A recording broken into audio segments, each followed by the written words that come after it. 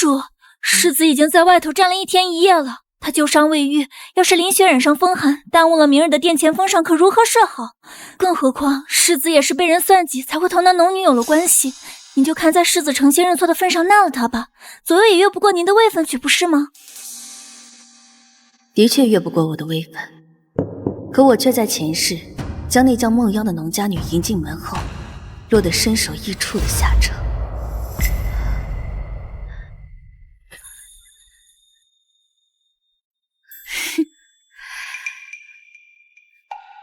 公主可知自己为何一直难有子嗣，缠绵病榻？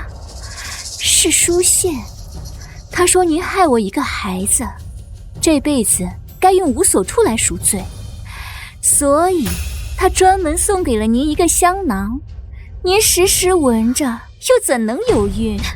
姐，你骗我！阿央，你在里面吗？姐姐，我知道你恨我，但你不能伤害我肚子里的孩子呀！阿央，你没事吧？省之丸，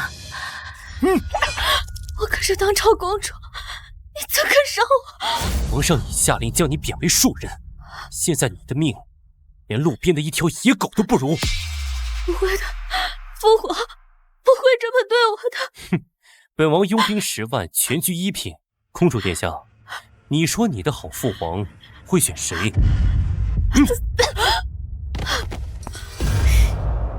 公主，您笑什么？难道你想通了？不过这事本来也怪不到世子身上。前世我怎么没有发现，跟了我20多年的心腹，竟在这么早的时候就爱上了我的夫君。公主，您看什么？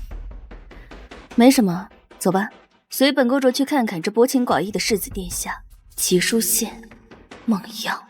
这一世，我定要你们付出代价。之婉，这件事是我对不住你，但阿央是无辜的。你以前总说世间女子艰难，她这样的身份，若是我不娶，就是要将她活活逼死。难道你忍心看着一个无辜的女子去死吗？再说了，只是一个名分而已。我答应你，以后绝不见她。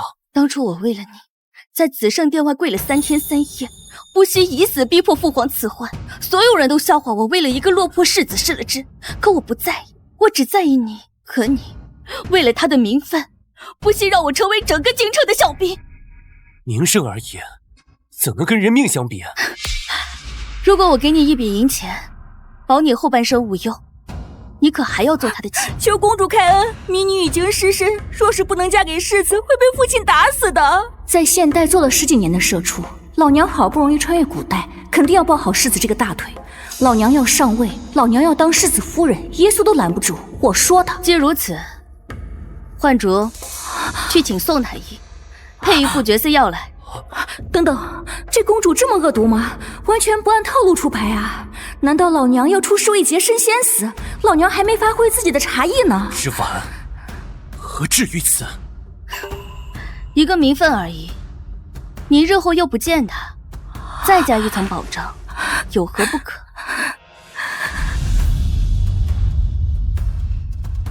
夫君觉得不可以吗？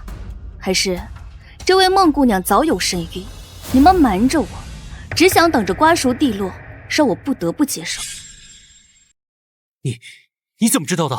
前世孟阳快临盆时被幻竹推下水，以致受惊早产生下死婴，又因幻竹是我的人，让我这毫不知情的人背上了善妒狠毒的骂名，真好笑。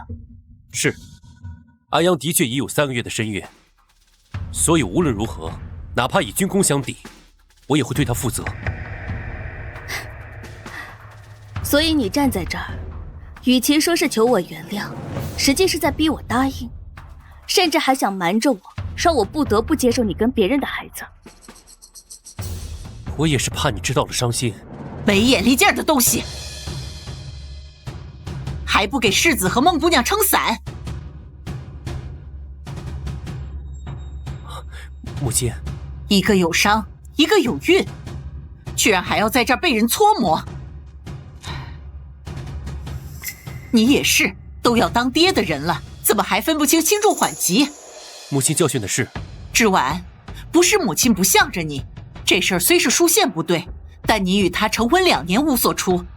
这位孟姑娘有孕，也是替你为国公府开枝散叶，你怎能这样擅妒，居然让她跪在雪中？母亲可是忘了，大婚当日世子便赶赴战场，我同他连房都未曾圆，如何有孕？那这也是国公府的大喜事。听母亲的意思，我不仅要同意孟姑娘进门，还要允许她生下孩子。毕竟是活生生的一条性命，若拿掉，与你名声也不好。母亲常说，国公府是最注重脸面礼仪的家族，若是我同意孟姑娘进门，那国公府第一个曾孙辈居然是从妾肚子里爬出来，传出去恐怕有损国公府的脸面。还是说母亲觉得国公府的脸面根本不重要？无妨，芷婉，我已讲好，等阿央的孩子出生，就养在你的名下。没错，芷婉，你不必受怀孕生产之苦，便能白得一个孩子，这世上哪有这么好的事？你就答应吧。看来你们都已经商量好了。既如此，那就这样吧。如果没有其他事，我就先回去歇歇了。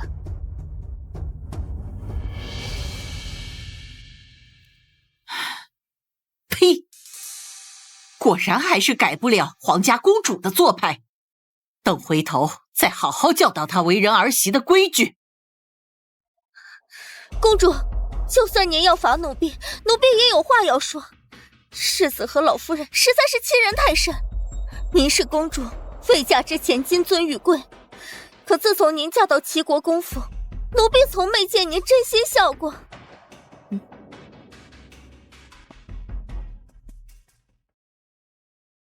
说是让您管家，可这国公府不过是个空壳。国公爷和国公夫人还要处处讲究排场，处处让您用自己的嫁妆补贴。还有大小姐作为国公府的出嫁女，整日为夫家的事指使您。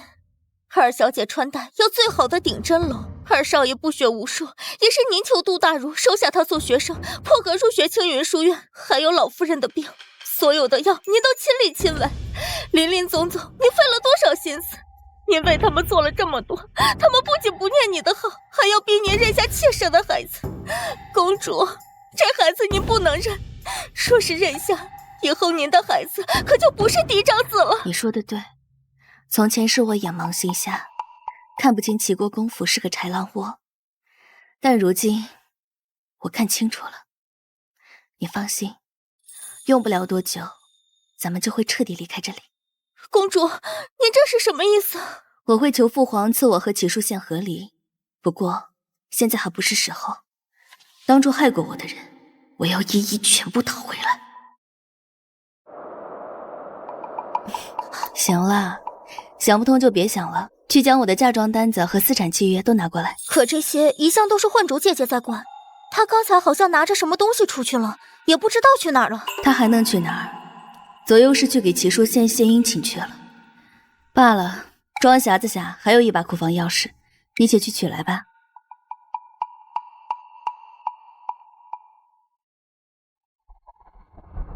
当初您出嫁，太后娘娘共为您准备了168笼嫁妆，压箱底的现金16万6千两，最繁华地段旺铺8间，宅子和庄子各6套，良田88顷。这么多东西，早就超出了公主的嫁妆范围。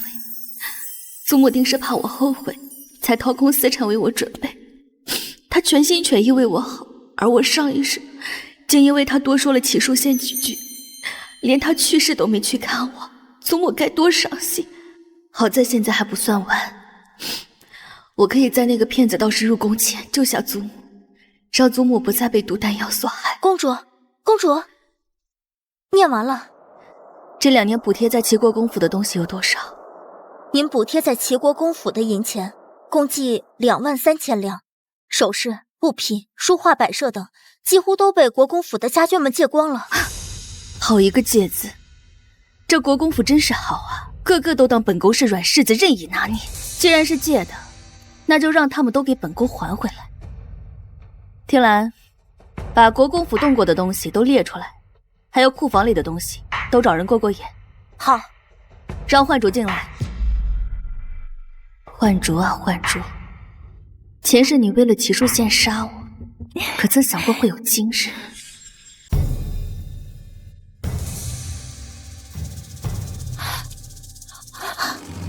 你怎么能碰这些东西？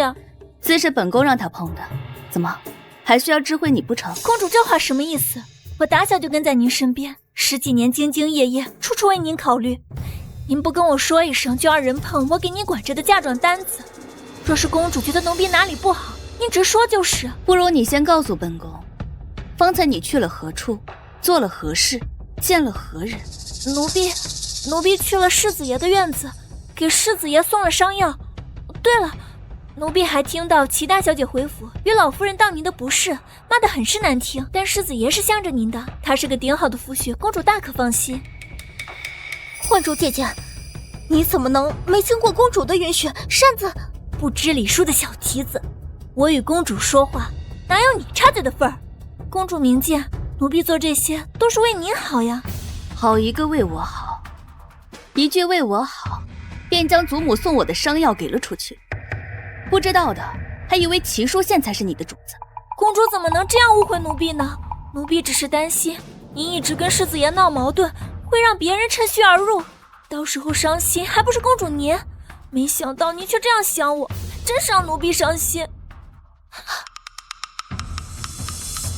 公主若是觉得奴婢做的不对，就将奴婢打发出去好了。既然你觉得委屈，本宫便不挽留了。听兰，准备马车，送幻竹回宫。公主，你怎么能这么无情？奴婢跟在你身边这么多年，如今被送回去，哪里还有主子能容得下奴婢啊？原来你还知道自己是奴婢，擅自拿本宫的东西送人，本宫还以为你是主子了。公主息怒，奴婢真的只是想着世子爷能跟你早日和好，奴婢都是为了您好啊。奴婢知错了，奴婢不该自作主张，以后再也不会了，求公主开恩。既然知道自己是自作主张，以后便将你降作4等丫鬟，在外头洒扫伺候。公主，听兰，你去库房取一些药材，本宫酿些药酒，明日一早进宫给祖母送过去。2年未见，她定是想我想得紧。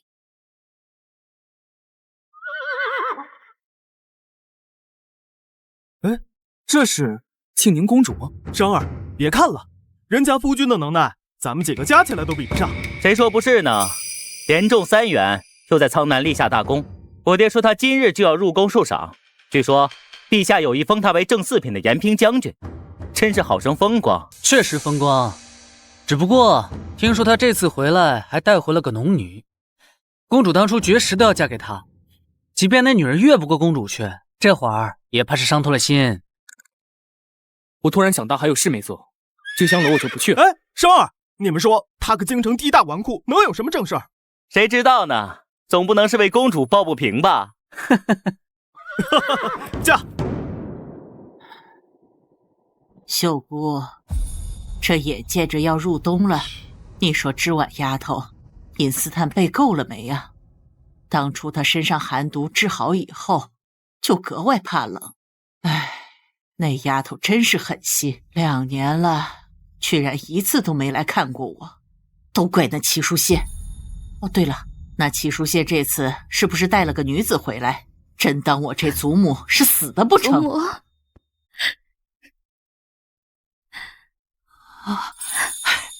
你这丫头终于舍得来看我了，快让祖母看看，怎么瘦了这么多？是织婉不对，让祖母担心了。织婉不该这么久都没来看祖母的。祖母的宝贝受委屈了，定是齐书宪和那农女的事叫你伤心了。放心，祖母一定给你讨回公道。不用了，祖母，孙女已下定决心要与齐书宪和离。织婉，可别说气话，一个农女而已，祖母给你摆平了便是。和离这样的大事，不能轻易做决定。孙女思虑再三，和离才是最好的选择。在男人心中，痴痴纠缠的女子最是廉价，闹到最后情分没了是小，没准儿连命都没了。最重要的是，祖母给织婉准备的嫁妆都快没了。祖母，我昨日清点了嫁妆单子，快心疼死了。再不合理，恐怕真就被掏空了。你呀，祖母真是拿你没办法。既你已经决定好，祖母便叫人请你父皇过来。祖母，这件事孙女心中自有成算，齐国公府欠我的东西，我会亲自讨回来。好，祖母答应你。我的侄丸早就该这般了。哎呀，老奴许久未见太后娘娘如此开心了。听说今日驸马入宫受赏，要不要老奴就把她喊过来，太后娘娘再敲打一番，给公主先出出气。她受什么赏？此番她在苍南立功，据说陛下要封她为正四品平颜将军。正四品，她也配？哼！齐书宪这个背信弃义的东西，辜负知婉情谊，又不顾皇家颜面，怎堪配正四品官员？秀姑，去喊皇帝过来。且慢，祖母，父皇论功行赏是作为帝王的职责，要报复齐书宪，孙女自己来便是，莫要为难父皇，免得他又被文臣一封封谏言惹得心烦。唉，这2年齐国公府究竟是如何对你的？我的知婉怎么变得这么懂事了？齐国公府齐书宪年少有为，骁勇善战，特封从五品宣威将军，钦此。宣威将军接旨吧。从五品不是正四品吗？怎会是从五品？宣威将军还不赶紧领旨谢恩？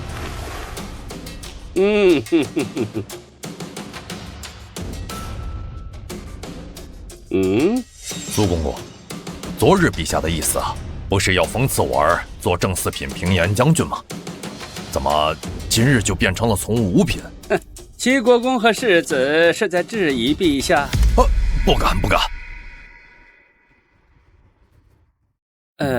外头都在传庆宁公主当初求旨下嫁，惹怒了您跟太后，但您自然是疼爱庆宁公主的。齐世子明知如此，还明目张胆纳妾，未必什么？未必不是居功自傲啊！奴婢看着庆宁公主长大，心疼她呀。当初齐世子答应了绝不纳妾。罢了，一把年纪了，也不怕磕死自己。齐书宪年轻气盛，这正四品的平颜将军的确是有些太抬举他了。哎呀，公子慢点儿，老奴一把老骨头了。苏公公，事情办得如何？办妥了。当年老舅主带您进宫，说您回去后就嚷嚷着要娶公主，如今公主都嫁人了，还不死心呐？对他，只要有机会，我永远不会死心。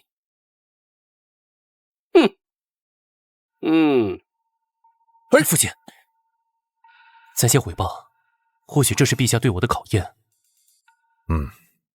这件事恐怕有人在使绊子。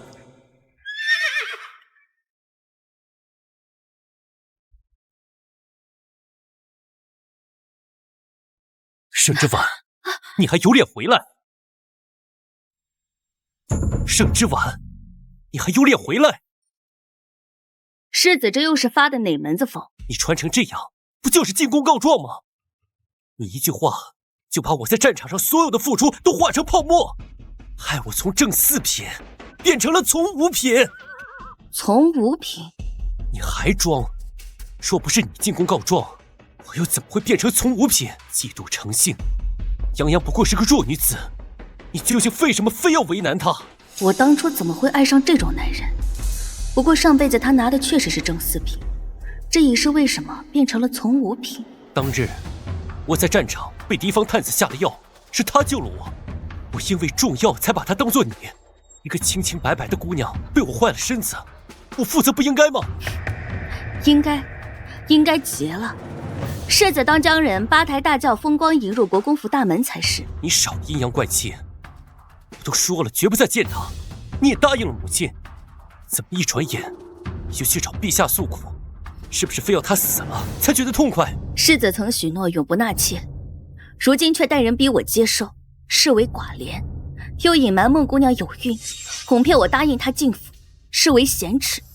你这样寡廉贤耻之人，自己不深思自省，反倒怪我将你做的事说出来。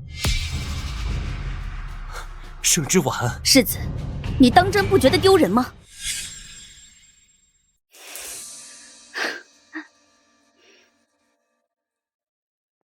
盛之婉，你别后悔。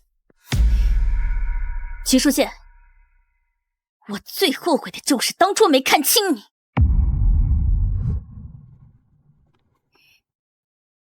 暗指听兰，你们从前是有功夫的，但多年未用，我再寻个师傅带你们多练练，日后恐怕多有用处。是，公主。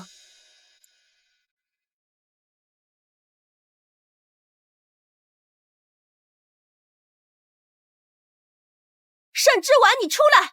一个内宅夫人，不好好在后院伺候公婆，居然跑去前朝搬弄是非，害得书县赏赐降了2个大品阶。上辈子我被父皇贬为庶人后，就是他和孟央联合害死了我。世子夫人，您别难为我们。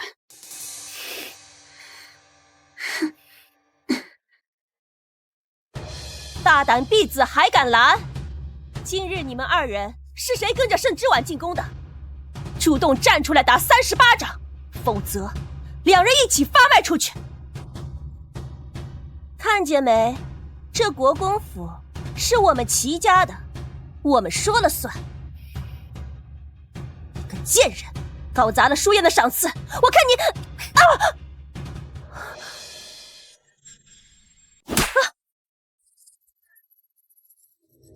你敢打我？你怎么敢打我？以前你不都是想着发讨好我跟母亲吗？盛之婉，你是不是疯了？打你又如何？从前我就是太讨好你们了，以至于祖母给的嫁妆被你们瓜分，还骑在我头上作威作福。齐飞燕，从今日起，你们的好日子到头了。盛之婉，哎呀，是不得，是不得！哎呀，快松手，快松手！哎呀，别呀，是不得呀，不能打呀！你们瞎呀！死人啊！打得我疼死了，回头把你们都卖了。盛之婉，那是我的，你能不能要点脸？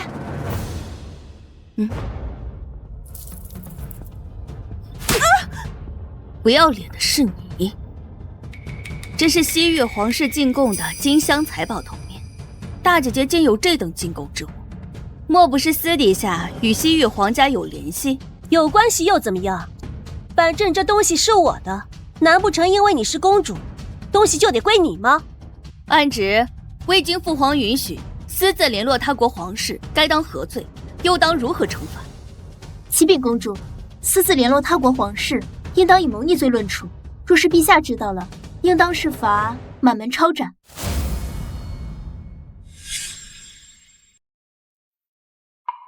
将人带去大理寺吧。国公之女谋逆，当是大理寺来审。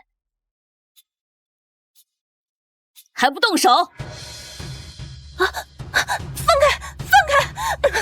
盛之婉，你搬弄是非，搞砸了皇上原本要给书县的品阶就算了，居然还想陷害我，让齐国公府满门抄斩，歹毒至极！书县怎么会娶了你这样的毒妇？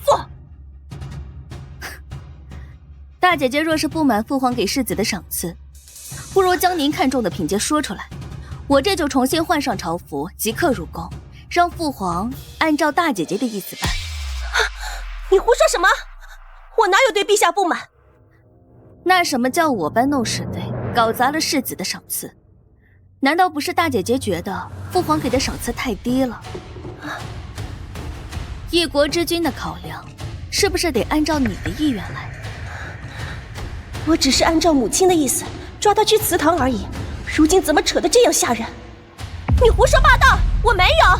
私联他国皇室，智慧陛下旨意，数罪并罚，恐怕满门抄斩都不够啊，起码得诛9族吧。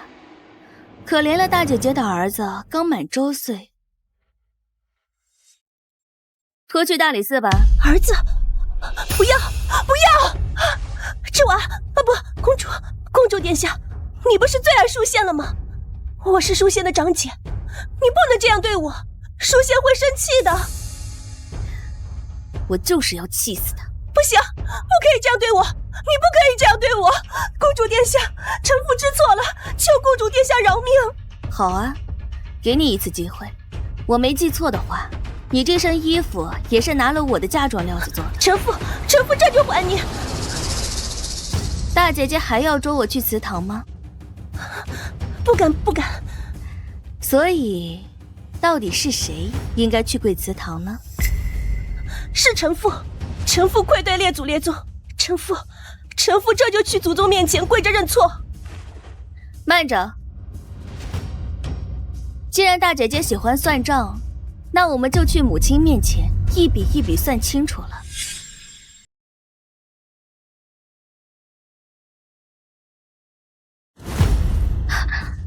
哼，你还有脸见我？作为国公府儿媳，竟因为丈夫纳妾便跑回宫中告状，我们究竟是哪里对不住你了？啊，嫣儿，你这是怎么了？母亲，顺之婉竟然敢打女儿，污蔑我们谋逆，要送我去大理寺，还威胁要诛国公府九族，您可一定要为我做主啊！既然大姐姐说不清楚话，那便还是请大理寺城方大人来一趟吧。盛之婉，你大胆！身为国公府儿媳，竟敢这样忤逆长辈，构陷姑姐！母亲有所不知，今日大姐姐去我院子大放厥词，一则说西域进贡给父皇的财宝是她的，二则说世子功劳大，父皇赏赐不够。这样揣测圣意的话，说是传出去，母亲应该知道是什么下场。为了不给国公府招祸，我便替母亲动手教训了她。对了，母亲方才说什么？我没听清。小贱人，竟敢利用皇上威胁我！若这种大不敬的话传出去，恐怕会牵连整个国公府。母亲的脸色怎么这么难看？是觉得我教训大姐姐不对吗？还是说让姐姐捉我去跪祠堂是母亲的意思？怎么会？是嫣儿太心疼弟弟，才会失了分寸。更何况雷霆雨露皆是君恩，我们身为臣子，怎能随意智慧？幸好母亲明事理，不过大姐姐这样口无遮拦，还是得长长记性的好。我看跪祠堂这个法子就不错。盛之婉，母亲在这儿，还轮不到你做主，你别太过分了。过分吗？妄议皇家，揣测圣意，母亲觉得让大姐姐跪伐祠堂很过分吗？自然不过分。大姐今日犯了口舌，就去祠堂跪到晚膳时候出来。我不要，母亲明明是您让我去。放肆！做错事情还不知悔改。来人，将大小姐给我拖下去，罚跪到第二天早上再出来。是。上好的福元昌原茶，只这几片就能抵寻常人家半月花用。看来我这婆母花我的银子真是大方，就连茶叶都要讲排面。嫣儿已经受罚，这下你满意了吧？母亲这话说的倒像是我指使大姐姐说些大不敬的话呢。我记得我刚嫁进国公府时，母亲说身体不好，我才暂代管家之权。如今想来，婆母尚在，我一个儿媳怎能把控着国公府的一切呢？各院的账目和钥匙，还有我这2年补贴宫中银子的账目，全都在这里。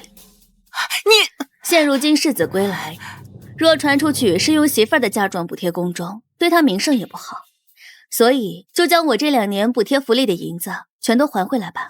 盛之婉，你什么意思？都是一家人，还分什么你的我的？为了一个妾，值当闹成这样？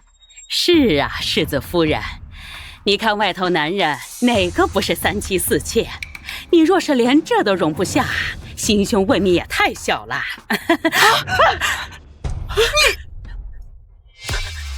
嬷嬷这眼睛实在该洗洗了，上下尊卑都分不清。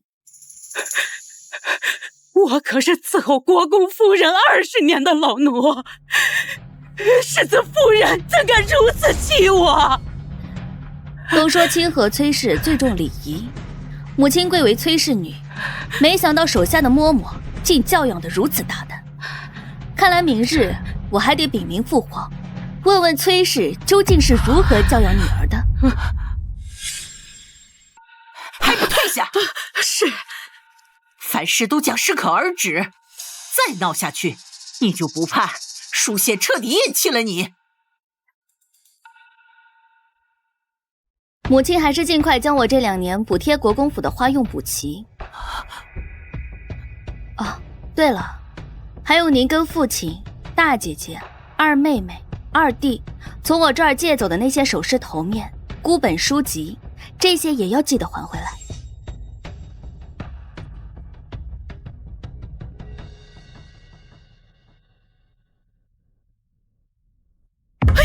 来人呐！国公夫人被世子夫人气得晕倒了。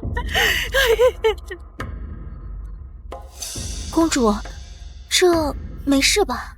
这2年我实是贴身照顾，她的身子早已大好，不过演戏给我瞧罢了。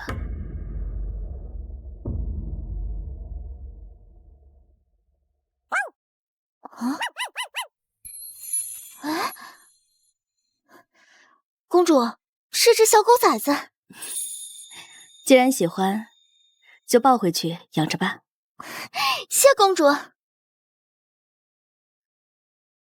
世子殿下，诗婉，我以为你既嫁给我，就该把国公府当做你的家，把我的亲人当做你的亲人，却不想你却长锅长俭，还言语刻薄，将母亲气晕。我知你气泱泱的事，但终究与他们无关。你既已让陛下降了我的封赏，就该到此为止。现在你就跟我到文熙院去给母亲和长姐道歉。凭什么？就凭你是我的妻子，女子出嫁从夫，孝顺公婆，天经地义。我刚嫁来，你就去了苍南。你母亲病重，是我日日伺候汤药。揉捏学道，你大姐夫的差事是我求来的，就连他戴的首饰头面都是从我这儿借的。对了，还有你的幼弟齐书朗，也是我将杜大儒请来为他授课，否则根本没有夫子愿意教他。你们这国公府内，每个人身上吃的、穿的、用的，哪样不是我的？如今，你想当我的天，让我从你？齐书宪，你觉得你配吗？你，身为女子，这些本来就该是你做的。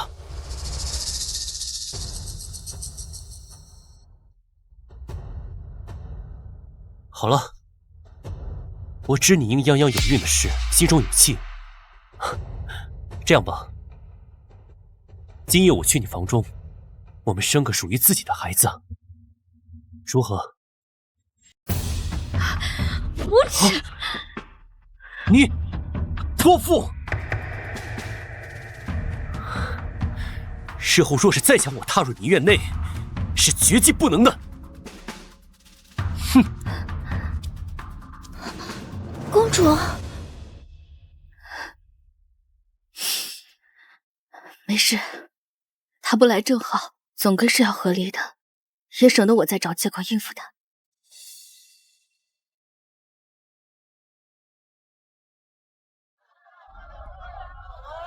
只见那俊俏小生身形灵动，悄然绕至敌阵侧翼，出其不意，骤然发难，一举瓦解声势浩大的6部联盟，又假意落败，佯装奔逃，引敌军贸然追击，顺势设下圈套，将一众势力逐个击破。好酒，好事，好事啊！公主，楼下说的是不是世子退兵那一战？运筹帷幄之中，决胜千里之外。齐世子不愧是连中3元的大才之人呐！是啊，第一次上战场就有这种严厉谋略。若是再经过几年历练，咱们圣国何惧强敌来犯？那这样厉害的小将，最后只得了个从5品，这你们就有所不知了。你们忘了2年前绝食也要嫁给齐世子的那位天家公主了？这次齐世子可不只是立功归来，他还带了一位美娇娘。竟是如此，果然为女子与小人难养。这女子善妒起来，可是诸位应是都懂的。公主，他们什么都不知道，怎能随意编排你？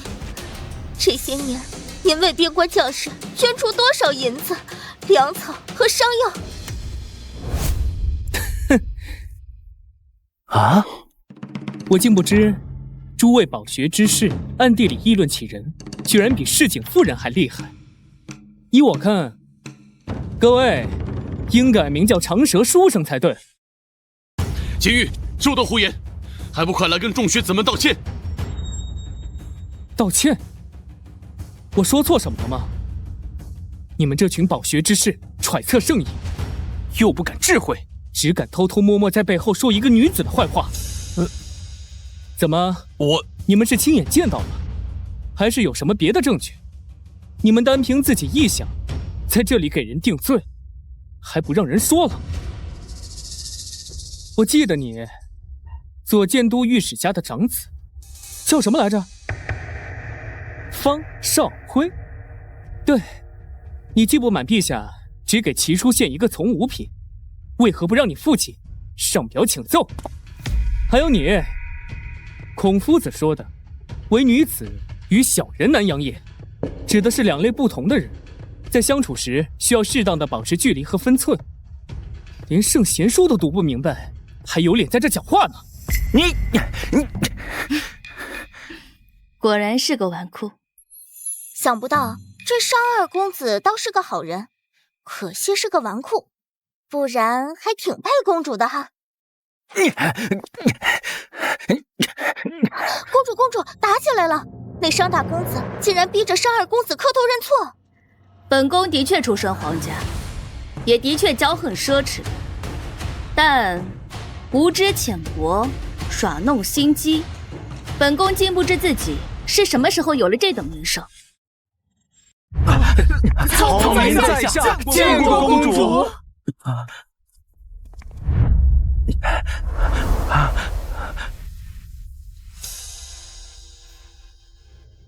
你的意思是，齐世子立功归来，只得了个从五品的封赏，是本宫因为嫉妒作祟？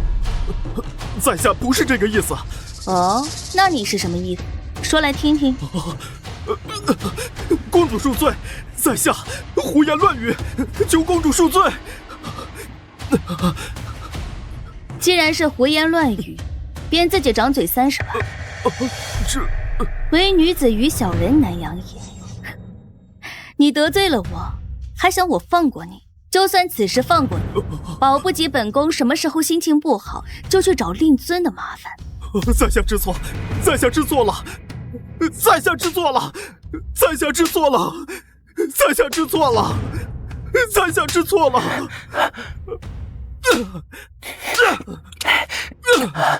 在下可说错了。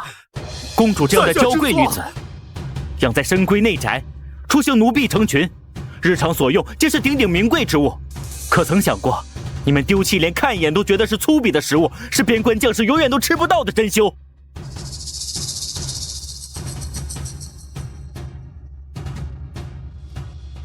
你叫什么名字？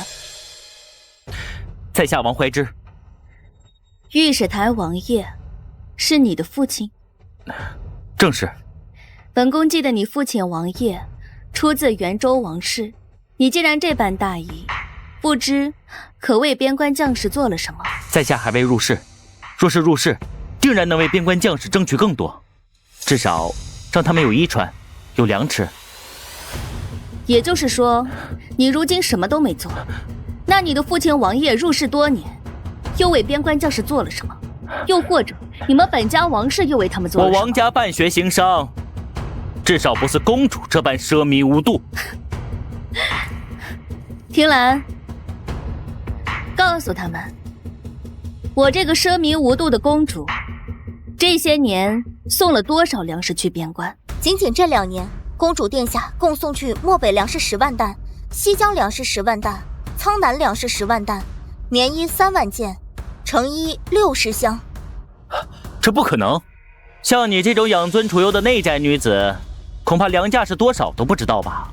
按照如今的太平粮价，每担粮500万，加上棉衣和成药，本宫共捐银17万两。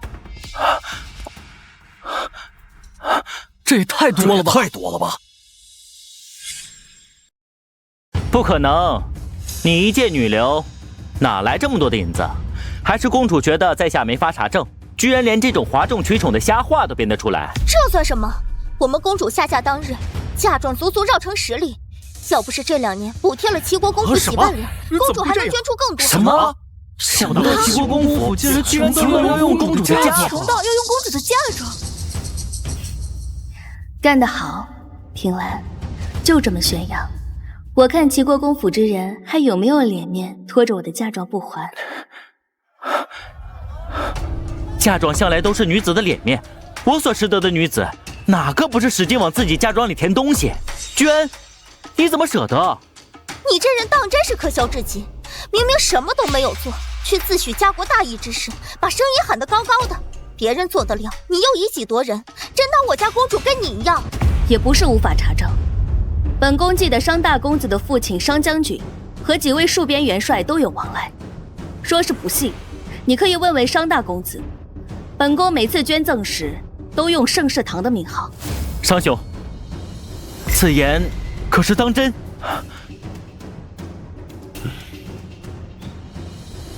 这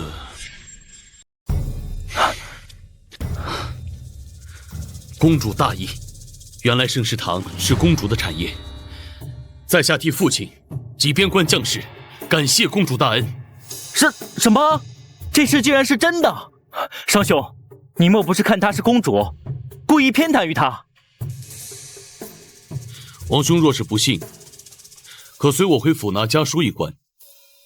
家父的确常说，盛世堂捐助粮草棉衣，数量与公主所说分毫不差。怎么会这样？是我们错怪公主了。看来骑士子能打胜仗，背后也离不开公主的支持啊！公主太仁慈了，大义。多谢商大公子为本宫作证。既如此，王公子打算如何向本宫赔罪呢？公主殿下，对不住。王公子一个未入世的白丁，一句轻飘飘的道歉，还没有那么有分量。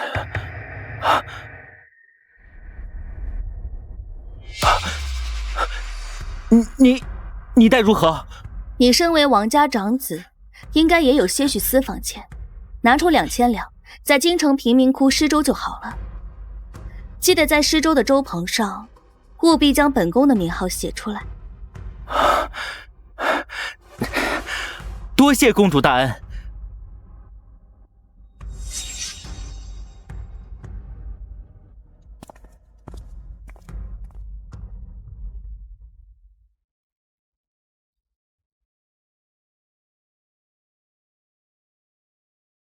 见过公主。金玉，不得无礼。公主，这弟向来顽劣无礼，请您不要跟他计较。商大公子说笑了，本宫倒觉得商二公子说话坦荡，性格直率，倒比一些背后论人是非的虚伪之徒真情实感得多。公主教训的是，以后我等定谨记今日教训。既如此，就请商大公子给商二公子道个歉吧。这个公主真是难缠，刚刚才帮了她，转头就为难上我了。怎么，商大公子竟是不愿？外人都传商大公子君子谦谦，温润如玉，尤其对非一母所出的同胞兄弟护有之极。原来都是谣传。果然，还是从前的他，嘴巴又毒又可恶，却字字句句戳在人最痛处。道歉就不用了，我欠各大酒楼茶楼的银子，共计3000两，就请大哥替我还了就是。3000两，我一个月月钱才5两，我要不吃不喝600年才能攒够3000两。这商二公子果真是个不折不扣的败家子。一言为定。哼！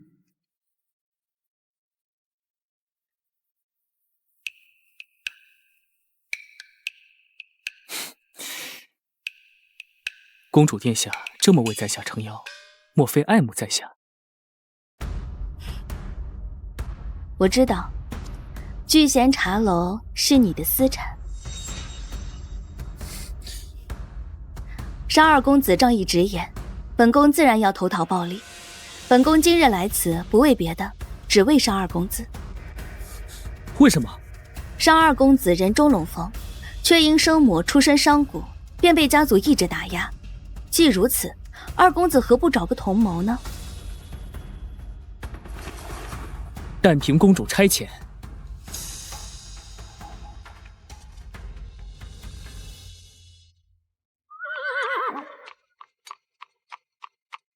公主，那商二公子就是个纨绔，你为什么要找他做同谋呀？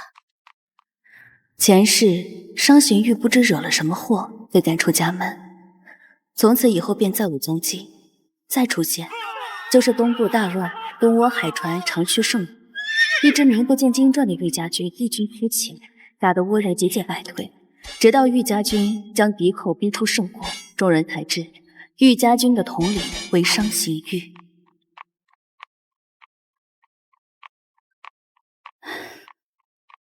没什么，只是觉得他可怜罢。公主，万宝阁到了。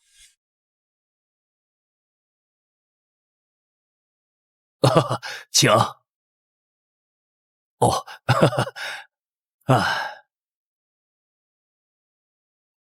本宫让你寻的人，可寻到了？回公主，寻到了。小人按照公主的吩咐，去了那廊门巷子，果真见到了国公爷的贴身小厮孙峰守在外头。小人守到有时，才见人从里面出来，却是国公爷无疑。那里面住的可是国公爷的外室？公主英明，却是国公爷外室陶氏，而且那个陶氏怀孕了。什么？整个京城都把国公爷看作爱妻模范，没想到他竟然养外室，还有了私生子。咱们的齐国公夫人不是说，不必经历生产之苦就能当母亲，是天大的好事吗？既然如此，这样的好事，她这个儿媳自然不能独享。公主的意思是，3日后，齐国公夫人要去奉国寺上香，想办法让她和陶氏见上一面。是。公主英明。另一件事办得如何了？回公主，已经按照您的要求，连夜让人写了出来。您过目。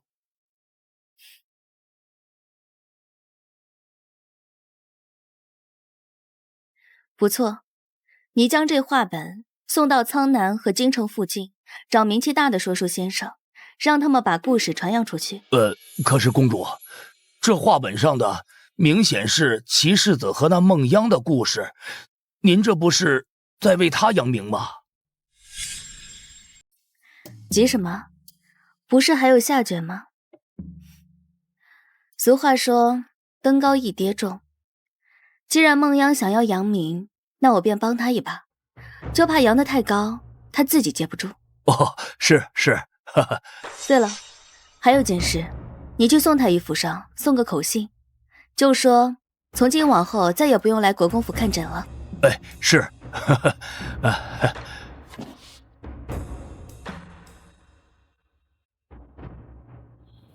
从前为了齐书县付出太多，如今既然准备和离，无论是钱财还是人情，我都要一一收回，绝不会手软。夫人，为夫今日公务繁多，实在走不开，下次一定亲自陪你去上香。国公爷跟夫人可真是恩爱，就这么一会儿都舍不得分开，国公爷还眼巴巴的送出门来呢。你这老奴，就你多嘴。国公爷回去吧，别让人看了笑话。我看着你走，我才放心呢。一定要保护好国公夫人，听到没？是。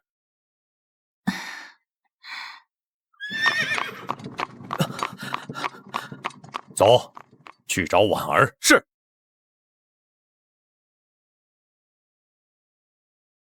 这国公爷可真是大胆，竟敢在夫人的眼皮子底下私会外事。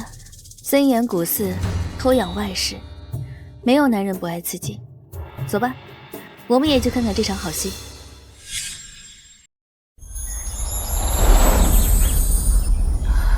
求菩萨保佑我们家老爷。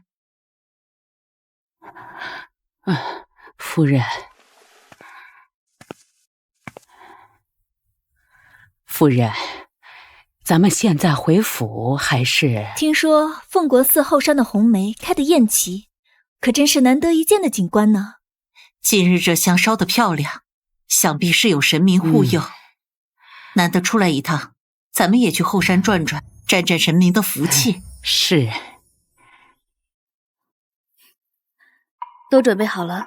公主放心，保证国公夫人一到后山就能看到颠鸾倒凤的好戏。如此甚好，我的好婆母啊，抚养别人孩子的好事，你可得好好接住。无意苦争春，一任群芳妒。零落成泥碾作尘，只有香如故。这凤国寺的红梅果然名不虚传。大胆！佛家庄严，竟然有人在这儿白日宣淫！过来，来人，将这对不知廉耻的狗男女给我捉来！是。快！你们干什么？大胆！见了齐国公夫人还不赶快跪下！齐国公夫人，参见齐国公夫人。自圣上登基以来，尊崇佛教。而你们这对狗男女竟敢白日宣淫，打扰佛祖清寂！来人，将这两个贱人拖出去，杖打30。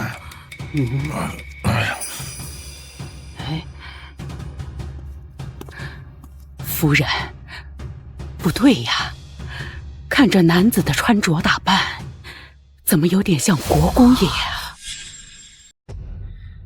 看身形体量是有些像国公爷。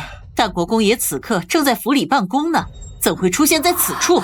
来人，还不赶紧拖下去！夫人饶命啊！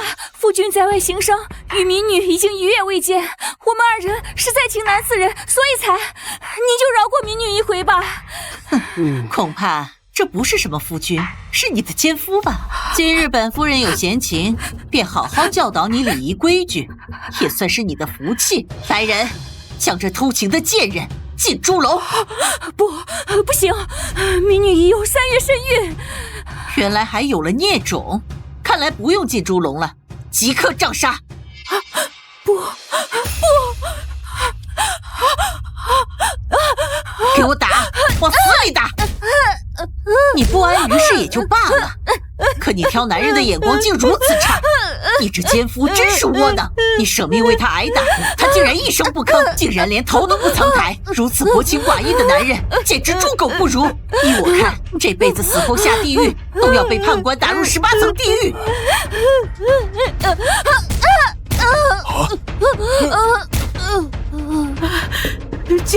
见血了，见血了！怕什么？死了便死了。头娘，头娘！住手！国公爷！你这贱人，竟敢辱我妻儿！我要休妻！这是你的外室，齐国华，你竟敢豢养外室，我跟你没完！若非你生性善妒，我又怎会想出将人养在外头的方法？今日我便要带头娘回府。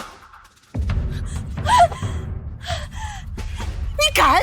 我母族可是清河崔氏，你若敢纳妾，我定让母家在朝堂上参你私德不休！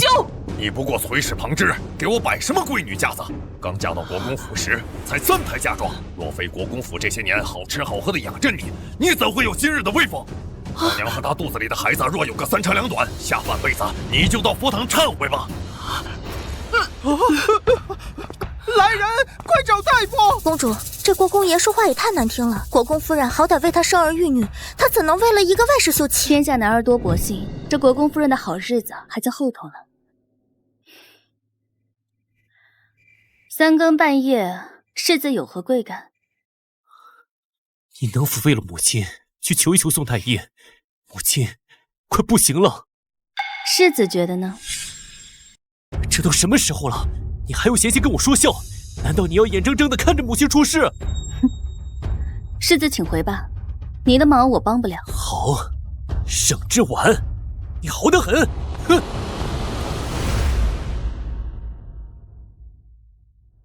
公主，奴婢请您不要再耍脾气跟世子置气了。宋太医那不过就是您一句话的事，世子好不容易来一次，您就将人气走，若等到事情没有转圜的余地，再后悔可就晚了。公主，你就听奴婢一句劝吧，奴婢都是为着您着想啊。这么说来，本宫还要感谢你，这么替本宫着想了。奴婢只是尽了奴婢应尽的本分。有句话你说错了，本宫会不会后悔不知道，但是你注定要后悔了。什么？既然你贤道连主子的事情都要管，那从明日开始，平兰居所有的公统都由你负责帅洗。这可是最低贱、最粗鄙的丫头都不屑去做的事，公主怎能如此折辱我？来人，把她给我丢出去！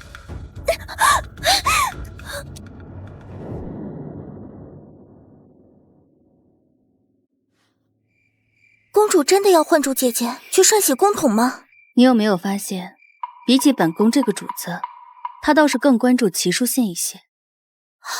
世子，公主的意思是唤主姐姐爱慕世子。公主，您对她这么好，她怎能背主？依奴婢看，您就应该把她发卖出去。无妨，若要好戏开场，怎能缺了条好狗呢？世子，公主已经睡下了。你确定？她已经歇下了？是。好，好得很。既然她要闹，我倒要看看她忍不忍得住。去未央院。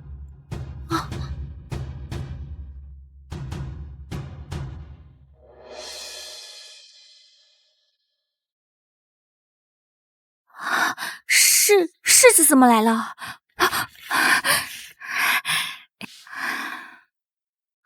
在写什么？没什么。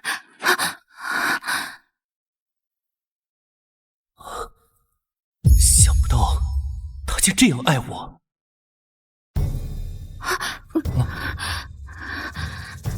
世子不是已经答应过公主，以后绝不再见我的吗？世子不该来的。之婉性格执拗，今晚我留在这里，给他点教训。都听世子吩咐。等他认识到错误后，还需要你去向他解释今晚的事。世子，奴婢不才，也是略懂些医术。听闻老夫人急症，奴婢愿意斗胆一试，替世子照顾好老夫人，以示孝心。我和孟央相识不久，他便能想我所想，赶我所赶。盛之婉，你当真不知好歹，如此便有劳你了。盛之婉，你贵为公主又如何？只要世子的心向着我，你拿什么跟我斗？世子，昨日我照顾老夫人一夜，现在她已苏醒，待会儿您可以去看看她。有劳你了。昨夜我缩在你院里的消息，盛之婉可知道？知道了。若他能有你一半懂事，那就好了。待会儿我就去管家那里支1000两银子，为你打造首饰，如何？多谢世子。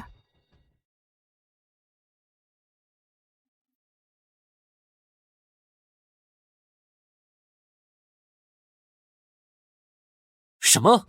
没钱？是啊，世子，咱们府中只剩下200两现银了。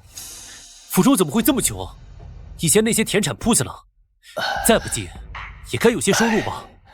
铺子，世子忘了，以前树郎少爷沉迷马术，跟人赌马，把府里几间铺子输去大半，田产收成也不好。国公爷听闻有富户收地，便高价卖出了。那这些年的花销都从何而来？花的都是世子夫人的嫁妆呀。花的都是世子夫人的嫁妆呀。这些年老夫人吃的药大小姐的头面首饰，舒郎少爷的学费，都是从世子夫人的嫁妆里出的。现在世子夫人不管家了，这钱老奴也不知道向谁要去。老夫人每月单要材就要500两。你大姐夫的差事是我求来的，你大姐姐的首饰头面都是从我这儿借的。对了，还有你的幼弟齐叔郎，也是我将杜大儒请来为他授课。他说的都是真的。世子啊，这个月的月钱银子明日就该发下来了，您看。我要去找母亲问清楚。啊，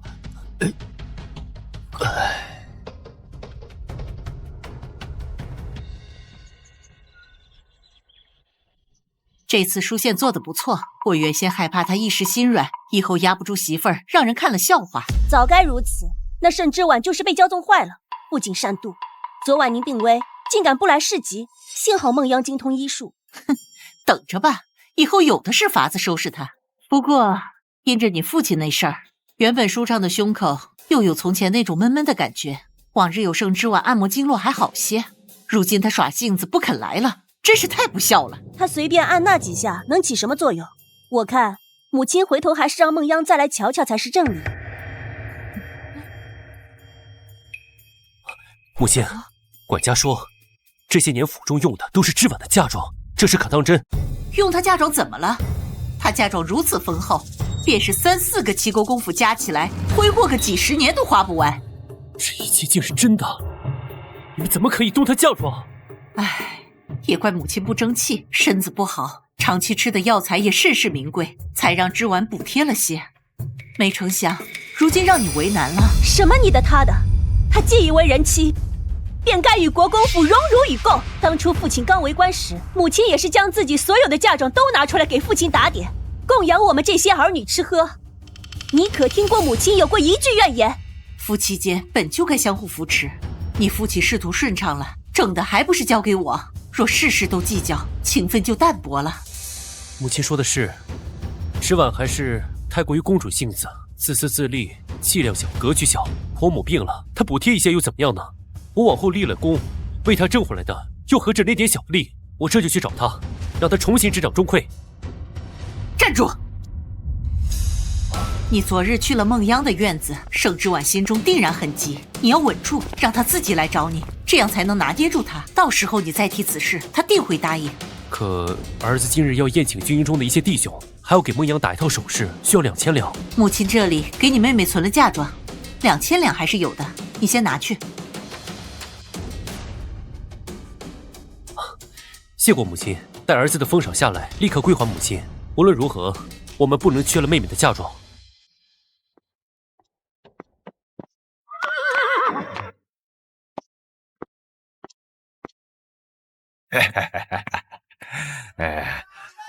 世子，小的听说，您原本应该得的是正4品的封赏，就因为家中有个杜父，害你变成了从5品。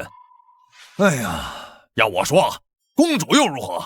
既是自家婆娘，该打就打，该教就教，连孟姑娘那样善良的女子，她都容不下，真是恶妇。大虎喝醉了，扶他去休息。哎呀，我没醉。世子，我张大虎这条命是孟姑娘救的，要是没有她，我早跟二虎一样草西国留在苍南了。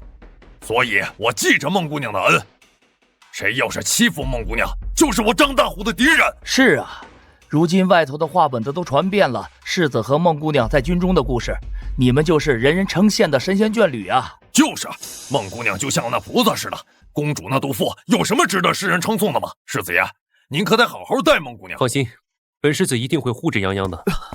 您是齐世子，世子果然后代将士们夫妻同心。如此看来，庆宁公主为边疆捐粮食、药物、衣裳的事情也不会作假了。捐粮？世子难道不知吗？昨日在聚贤茶楼的事情，京城已经传遍了。公主以盛世堂的名义，2年间共给边境各城捐了30万担粮、3万件衣裳，还有药物、银钱等等，不计其数。他竟捐了这么多东西啊！我本以为2人是夫妻同心，一起做善事，如今看来是公主自己的善行。盛世堂，我有时候会帮梁元帅做一些琐事，登记各富户乡绅捐的粮草、棉衣、成药等。这个盛世堂捐了好多次，梁元帅还想结识一番盛世堂老板呢。世子若是认识，可写信为梁元帅引荐引荐。看来庆宁公主所言非虚，只恐怕这些善举与世子无关，打扰世子与部下畅饮，在下先告退。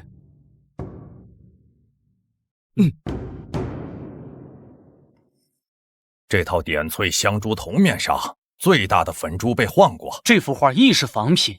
这只冬青釉6孔瓶也是假的。太过分了！公主的嫁妆居然被人换了这么多。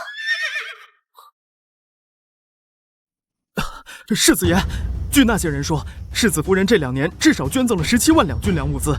原本大家猜测是您的授意，但刚才那人出去后，到处说您根本不知道此事。17万两，盛之晚，你竟如此败家！国公府库房只剩200两，你竟眼也不眨，将那么多钱给了陌生人。世子爷，您去哪儿？去找他算账。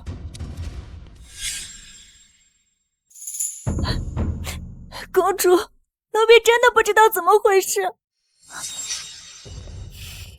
世子有什么事在这儿直接说，不要动手动脚，更不需要进屋。本宫与你没有什么见不得人的事情要说。你是不是真的捐了17万两到边疆？怎么？我问你是不是？是。这些人是谁？让他们先出去。这些都是本宫请来的人。若世子觉得你要说的话他们听不得，那便不要说了。我家事如何能与外人知晓？若是他们传出去，只会对你名声不好。你只是怕对你们国公府的名声不好吧？不就是知道了本宫捐银子的事过来质问吗？那是本宫的嫁妆，本宫愿意捐也好，送也罢，与世子何干？你，世子来得正好，本宫刚好有话要问。这些原本可是好好的玉瓷嫁妆，都是出自宫中的物件，怎么平白无故都变成了假货？胡言乱语！你的嫁妆都在库房里，要是有你的人看管，怎么可能变成假货？就算变成假货，也是你的人出现了问题。幻竹，你把你刚才的话再说一遍。前段时间，舒朗少爷常常来库房中寻找书画观摩，中途说渴了热了，便将奴婢支开了几次。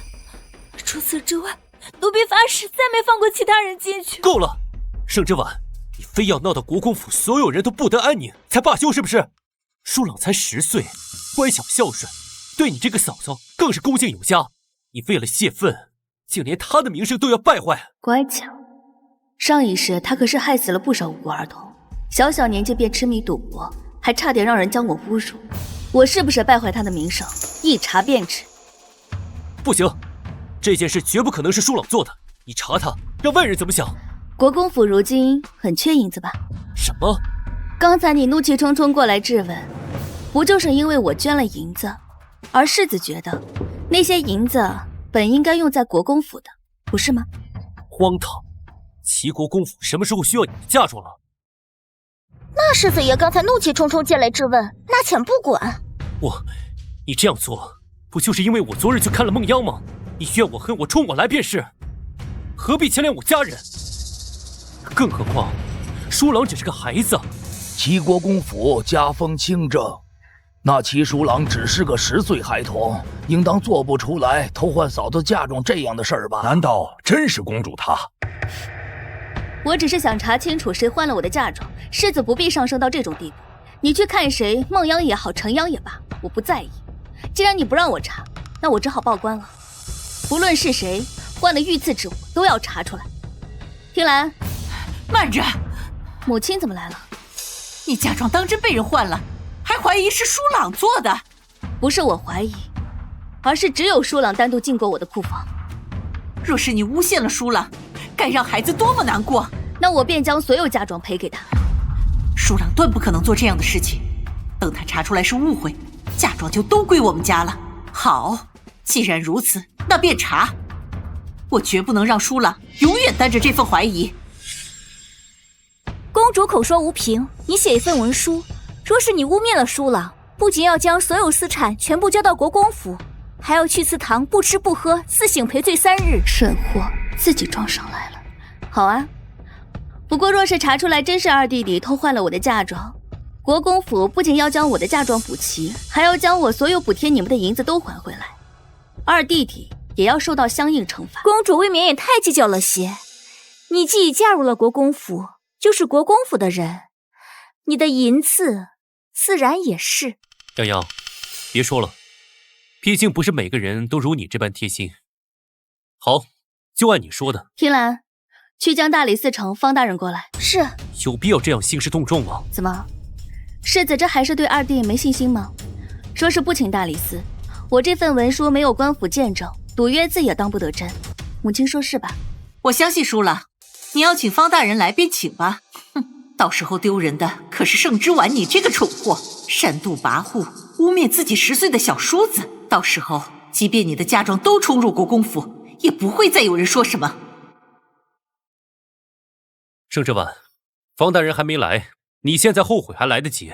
现在说后悔还太早了。微臣参见庆宁公主。公主这是丢了何物啊？您是怀疑？放开我！放开我！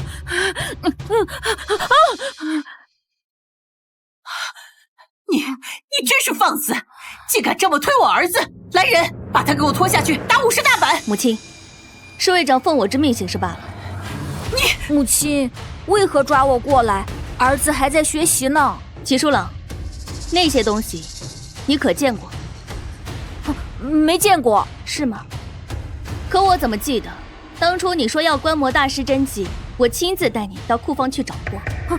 就那一次，我早忘了。齐书朗，我劝你实话实说，那位是大理寺丞方大人，他断过的案子没有1000也有800，寻常人是骗不过他的。我真的就去过那么一次，嫂嫂怎么突然计较了起来？公主明鉴，奴婢没撒谎，二少爷真是去过好几次库房。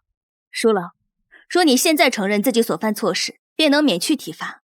方大人，偷盗物品的体罚是什么来着？成年人鞭刑30，二少爷尚未成年，若诚心认错，归还物品后，小棍30鞭。30棍，我……盛之婉，你这是在吓唬二弟弟。若你今天没有人证，即便他被你吓得承认了，也不可定罪。就是，你未免也太狠毒了。舒朗还是个孩子，你就这样吓唬他，还30棍？难不成你要屈打成招？人证是吧？把人提上来。大人饶命！大人饶命啊！公主，这2人是当铺的，就是他们收了2公子偷去的嫁妆。公主恕罪，小的们不知道这是御赐之物啊！而且七小公子说了，若是我们不收，便叫我们在京城混不下去。小的们不敢跟国公府作对啊！不可能！放肆！你们可知诬陷国公府是什么下场？说，究竟是谁教你们这样说的？小的说的句句属实啊！世子爷若不信，可叫七小公子身边的小厮来对质。住口！竟敢污蔑我儿，拖出去乱棍打死！国公夫人，下官既接了此案，便就容不得此处有私刑。母亲，对质就不必了，将这2人拖出去，把阿忠带进来。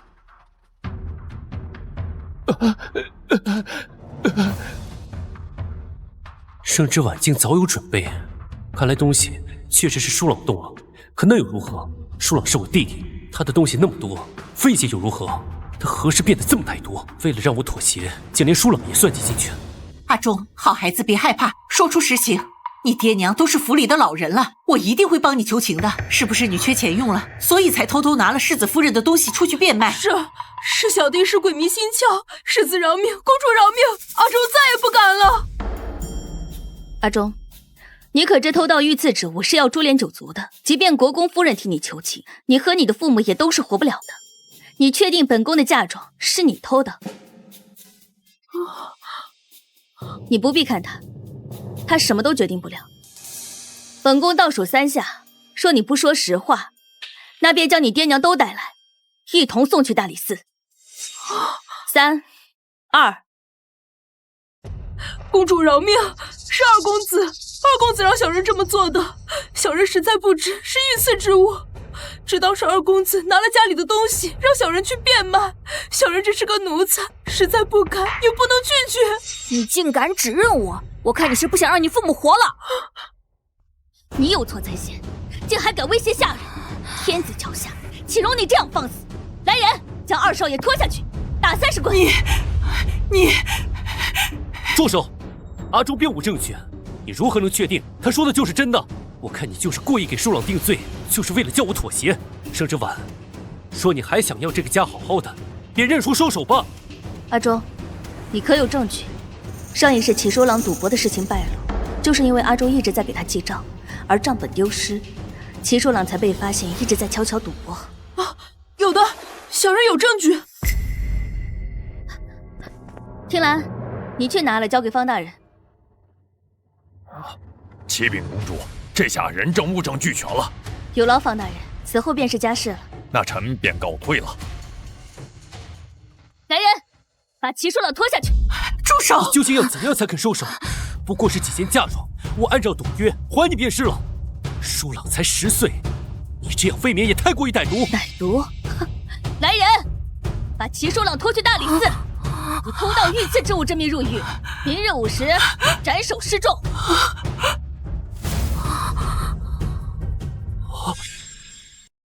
盛之婉，你什么意思啊？齐书宪，这才叫歹毒。杖责3世和斩首，你们自己选一个吧。公主殿下，您怎能因此争风吃醋，就如此对待自己的小叔？您当真不顾念世子爷与您的情谊吗？既然你这么念这份情谊，便替二弟弟分了这30棍吧。好，我去便去。肚子好疼！你这毒妇，洋洋她还怀有身孕，你气得她动了胎气，对你有何好处？装的情深，也不过如此。齐书郎，你自己选一个吧，30棍还是掉脑袋？我选30棍，拖下去。对了，齐书郎，收起你那个眼神，否则我这毒妇可是会挖人眼睛的。满意了吗？距离我满意还差得远呢。齐书宪，你们一家欠我的又何止这些？我一定会让你们血债血偿。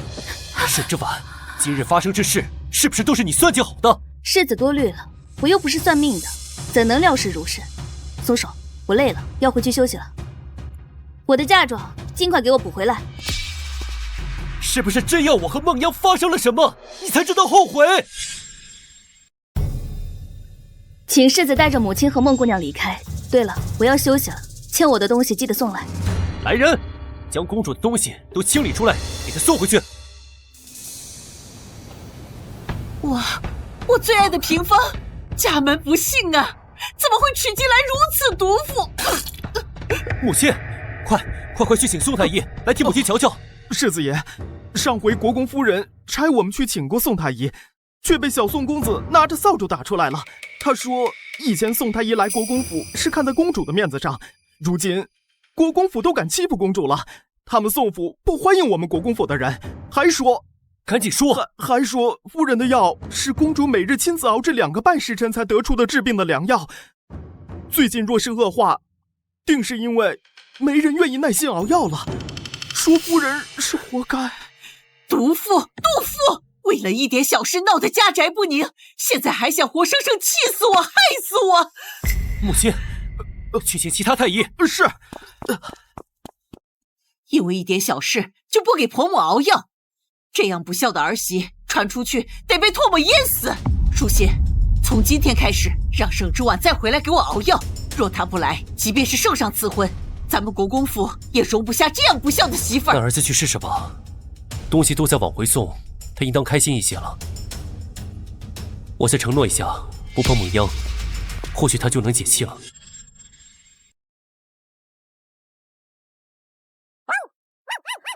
世子可是来归还我的嫁妆的。我就不信你听不到外头的动静。母亲吐血了，你知不知道？吐血了就请大夫，来我这儿做什么？拜你所赐，宋太医不愿再来国公府了。我曾经帮过宋太医的忙，宋太医看在我的面子上才来给你母亲治病，如今还完人情，不愿意来了，有什么不对？可那是我母亲。所以呢？好，宋太医的事情我不与你计较。听说之前都是你给母亲熬药的，以后还是由你继续熬吧，免得别人智慧。我不怕被人智慧，若你害怕，便自己熬去。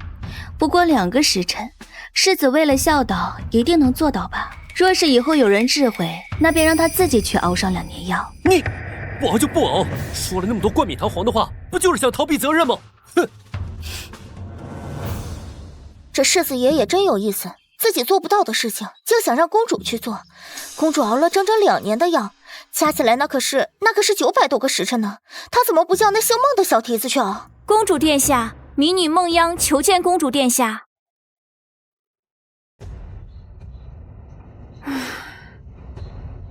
都怪你这个乌鸦嘴！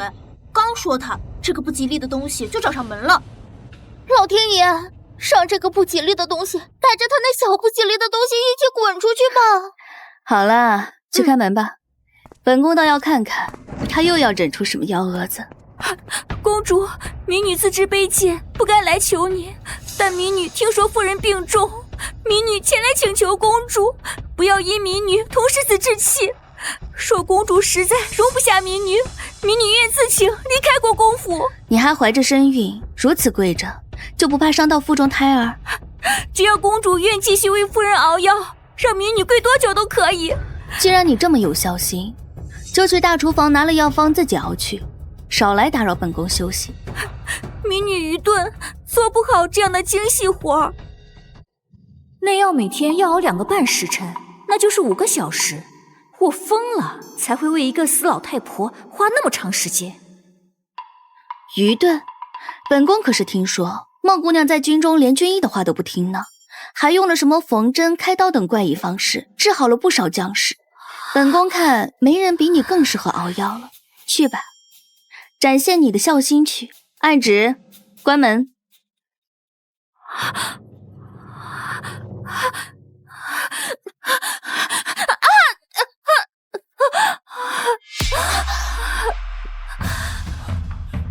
盛之婉，你在干什么？公主，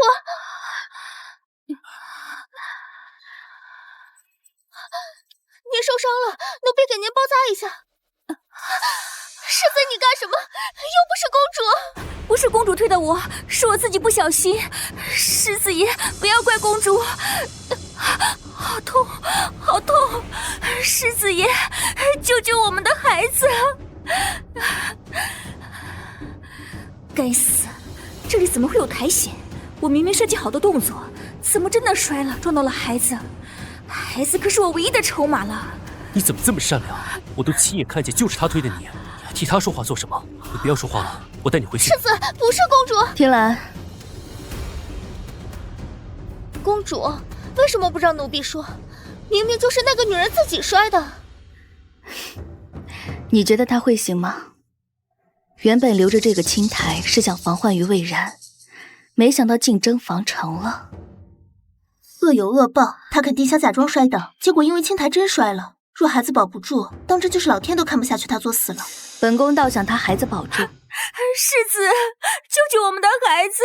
我不想失去他，他可能是我这辈子唯一的孩子了。不会的，洋洋，我们还会有孩子的，你别胡思乱想。大夫，现在是何情况？心肾存弱，沉色内郁，乃流产之象啊。你可有办法？有，不过缺一味世间难寻的特殊药材——天竺果。半刻钟之内，若是能拿到天竺果，便能保住孩子。天竺果，盛之婉有，我去找他要。嗯。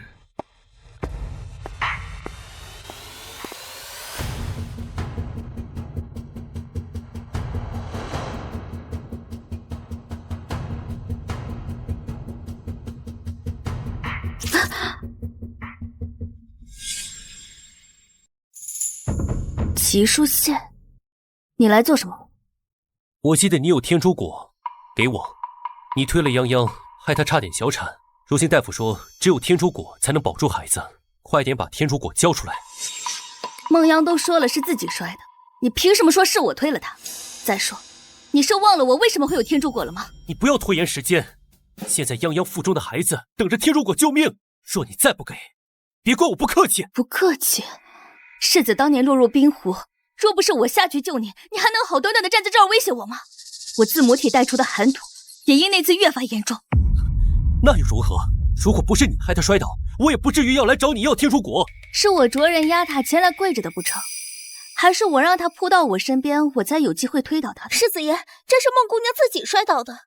公主每到冬日便饱受寒毒之苦，若没有天竺果，她根本熬不下去啊！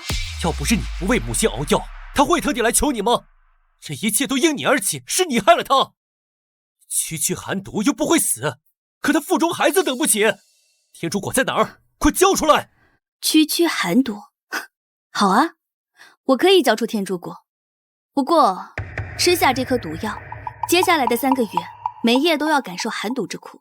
只要你服下，最后一颗天竺果便是你的了。这，好，你就是太矫情，一点疼痛便觉得熬不下去。我在前线受了多少伤，怎么可能怕这种死不了人的小痛？天竺果呢？不要啊，公主！寒毒发作那般痛苦，没了天竺果，您可怎么熬啊？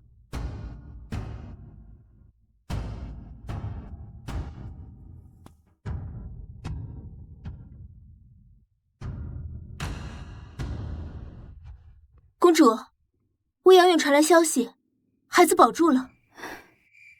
天色暗了，奇书县的寒毒也该发作了。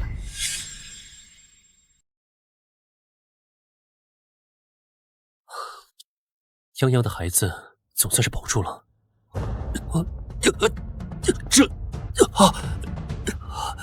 来人，给我端盆热水。这就是寒毒吗？在没寻到天竺果之前，盛之婉是如何熬过去的？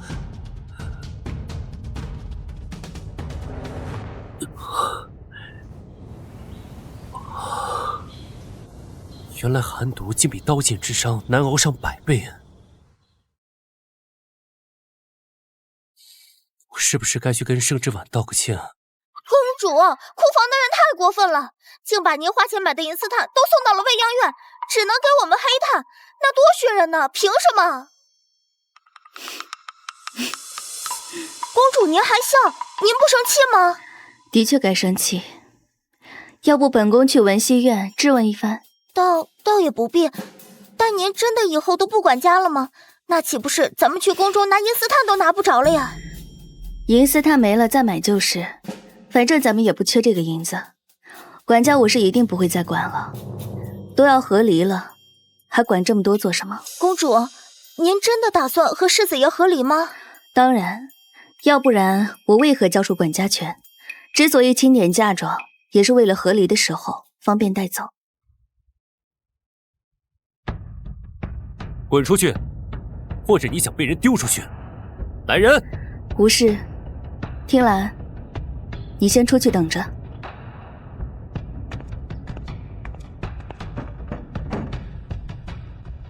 盛之婉，你当真想跟我和离？怎么，不行吗？你厌恶我善妒狠毒，差点害你的孟姑娘早产。我嫌你言而无信，脏了身子。我们何必相看两厌？我没有言而无信，我都说了，我是被人算计。你究竟要怎样才能不闹下去？上辈子我寒毒犯了，冷得受不了，还得卑微哀求你赏我点炭火。可这银丝炭，分明是用我的银子买来的。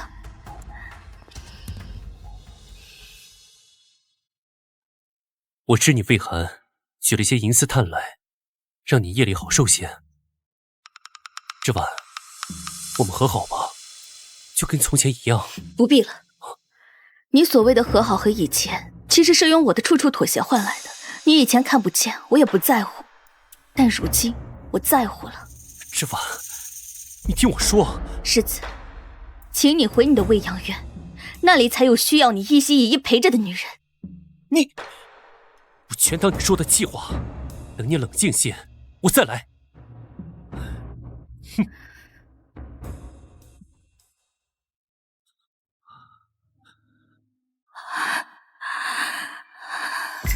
若不是为了我，舒宪怎么会受这般苦楚？夫人已经答应给我拨银子开火锅店了，我一定会帮你撑起国公府。我把21世纪河底捞的经营理念搬到这古代来，那不是降维打击吗？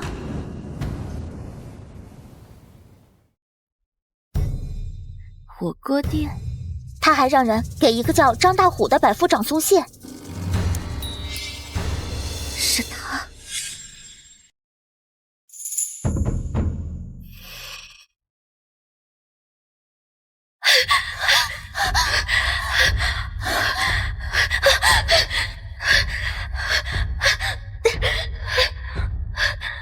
在那儿。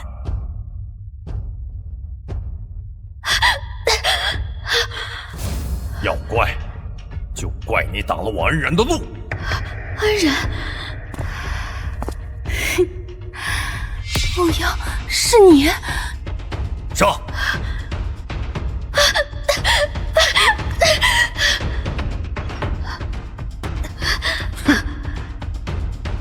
齐国公府的颜面被你丢完了。听兰，拿件男装。是。这一次，你们的算盘要落空了。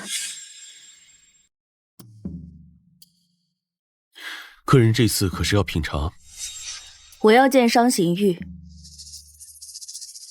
在下不明白客人的意思。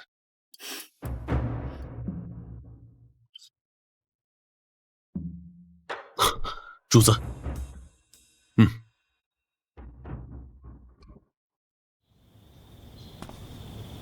公主想见我。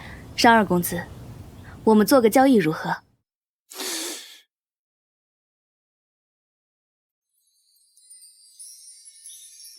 公主想跟在下做什么交易？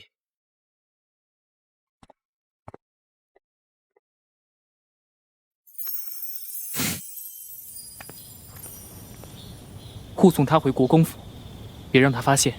是。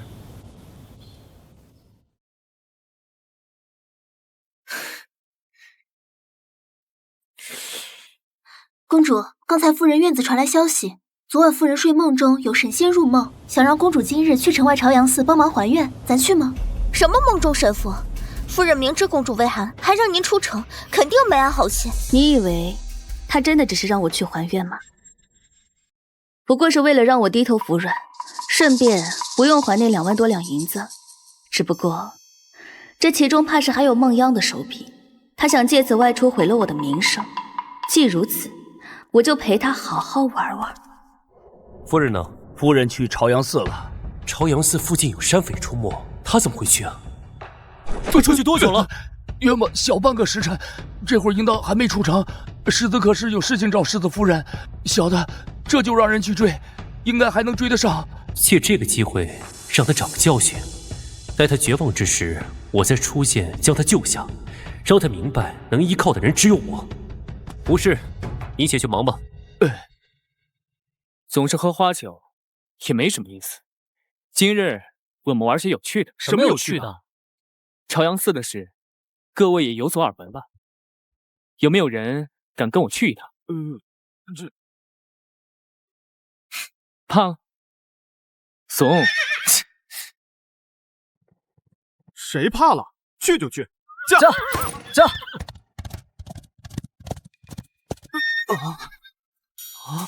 商儿，那不是国公府马车吗？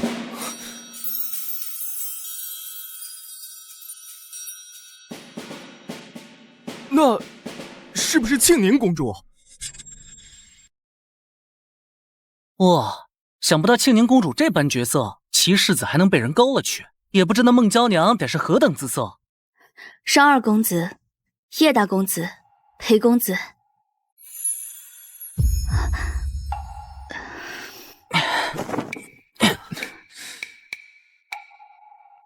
公主这是要往哪里去？朝阳寺。真巧，我们也是要去那儿。是吗？那不如一同走吧。早知道不答应一起走了，这慢悠悠的到什么时候？谁让你答应的？那你们不也没反对吗？商儿，你瞧什么呢？我在想，国公府的马车似乎有些配不上公主。马车不都是这样吗？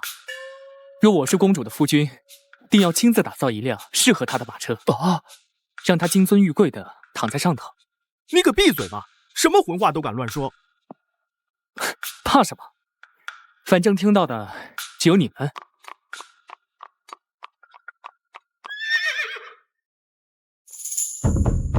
站住！站住！什么情况？似乎是遇到打劫的了。敢打劫咱们，这些人不要命了吗？喂，毛贼们，知道轿子里坐着的和小袁是什么人吗？居然！我操！你们这群人，抢劫！小心！小心！怎么回事？世子夫人，快回去！住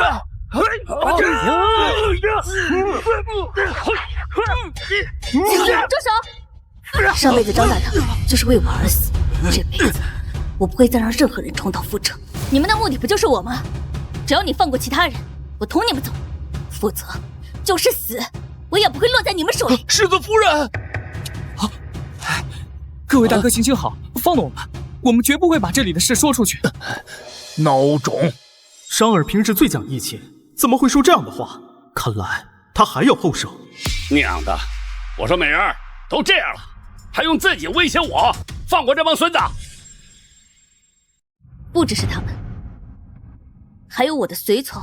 看在美人儿这么重情义的份上，放了这群孬子又如何？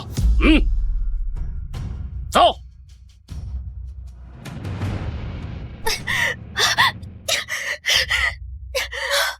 公主，奴婢就是死，也要跟你死一起。奴婢也是如此。把这些娘们儿都给我带走，老子的兄弟们都等着当新郎官呢。姐姐，要怪只能怪你挡了我的路。你就是那狗屁的庆宁公主，美是美，可惜心肠却很毒，连老子的恩人都敢害。公主又如何？落到这里就是被千人斩、万人骑的东西。公主，我来了！杀人了！救！别动！你们恩人杀了我，你以为自己能逃掉吗？贱人，放了我恩人，有本事冲我来！张大虎，你当孟阳是恩人，为了他要杀我，却不知若是没有他，你弟弟不会死，你也不会成为如今的半残之人。什么意思？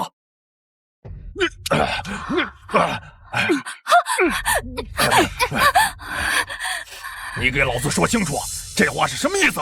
难不成我恩人还会害我？你少他娘的挑拨离间！既然你觉得他是恩人，不妨让他结了我这针数，如何？盛之婉，我就学了点护理，哪里会解阴针？孟姑娘，救救我！我疼得快死过去了。我什么？孟姑娘不是医术惊人吗？莫不是要见死不救？你少胡说！姑娘，这是你要的银针。这我要怎么解呀？孟姑娘，求你了，快救救我呀！我快撑不住了。我马上，应该是这里。好疼！孟姑娘，你这是要我的命吧？你到底会不会啊？你不是神医吗？我孟姑娘，你觉得这一次要卸掉他另外一只胳膊吗？我还在想，这解针哪有那么简单？我需要。现在，你还觉得他是恩人吗？你骗我！你根本就不会医术。我不是救了你吗？即便你失去了一只手，那你还活着，我救了你的命，你要恩将仇报吗？是吗？可当初他的胳膊敷上草药就能好，是你让人断了他一只手，还有他的弟弟。他弟弟那是意外，是他的命不好。现在是你的命不好啊！亏我把你当恩人，对你唯命是从，可你骗我、瞒我，还害死我弟弟，我要你血债血偿！张大虎，你敢？我可是世子的女人。世子能让我弟弟死而复生吗？我错了，你饶了我吧，公主，求你了，我还怀着世子的骨肉。子帆，若不是我早有准备，将计就计，你对我会有半点心慈手软吗？这样的贱人就不配活着！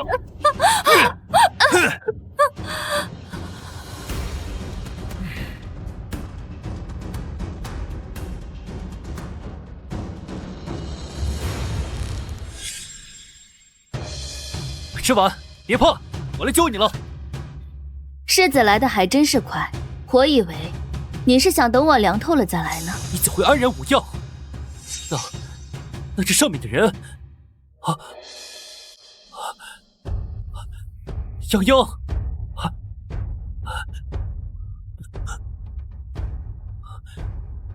吊在上面的人怎么会是泱泱？泱泱怎么会在这里啊？是不是你做的？盛之婉，你蛇蝎心肠，设计泱泱。世子这话着实有趣。吊在上面的人不该是孟姑娘，那世子认为被吊起来的人该是谁？我吗？我并非这个意思，我只是好奇，出来为母亲祈福的不是你吗？为何泱泱也在这里？又为何你安然无恙，泱泱却受了伤？世子怕是对你的孟娇娘不够了解，他跟公主是一伙的，想要我的命，还请世子为我做主。什么？之婉，我明白你对我的一片痴心，因为泱泱你心中不痛快，可我几番同你保证，你才是我心中最真爱之人，你如何才能？世子，我看您真是豁了头。我们公主何等的高贵，会为了个低贱的农女做出这样下三滥的事吗？就因为孟娘子2句话，我们公主在世子眼里就这么卑劣吗？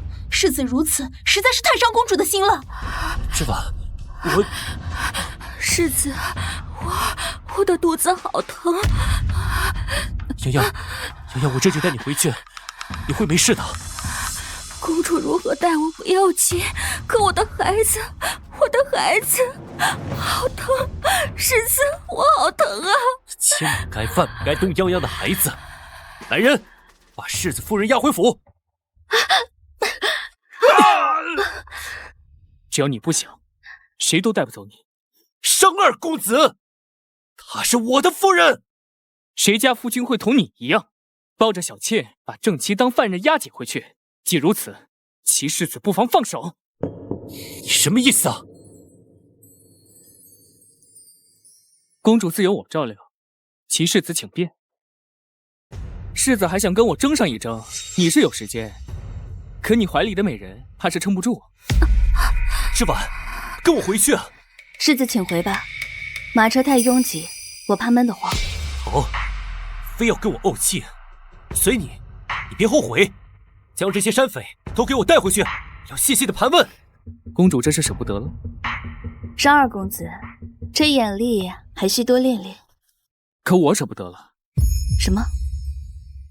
每次与公主分开，我都舍不得。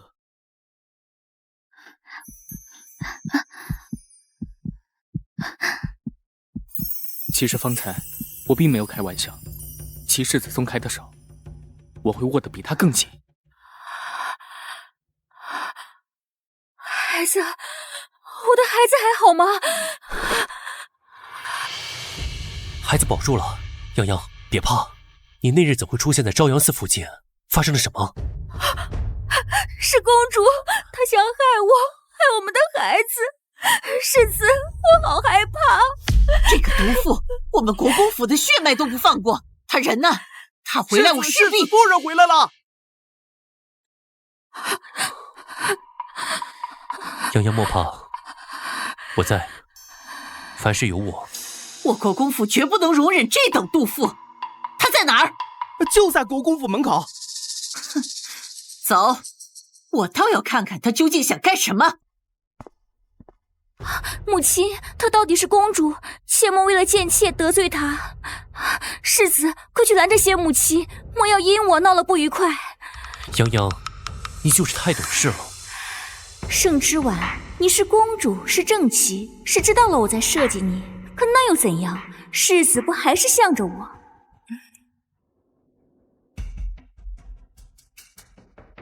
盛之婉，你还有脸回来？我又不是世子，说什么一生一世一双人，可最后却跟别的女人风流流种，怎么没脸回来？公主，我知你因世子疼爱我而吃醋，可再怎么样，你也不该与张大虎那样的匪徒厮混呐！这件国公府的脸面往哪搁？孟姑娘颠倒黑白的本事，真是令本宫瞠目结舌。够了，盛之婉，你说是清白，为何你的簪子在张大虎手里？为何他待你那般客气？又为何为了你伤我的泱泱，你还要继续装吗？那世子呢？世子明知我会遇到危险，为何赶来的这般迟，耽搁了？还是说想为我收尸？我自是耽搁了。那世子回来可有仔细盘查？若你盘查，必会发现张大虎与孟姑娘有书信往来，一口一个恩人，一句一句的赴汤蹈火，而我只不过是捅破了他们的骗局。洋洋，他这话是什么意思？你可有什么瞒着我？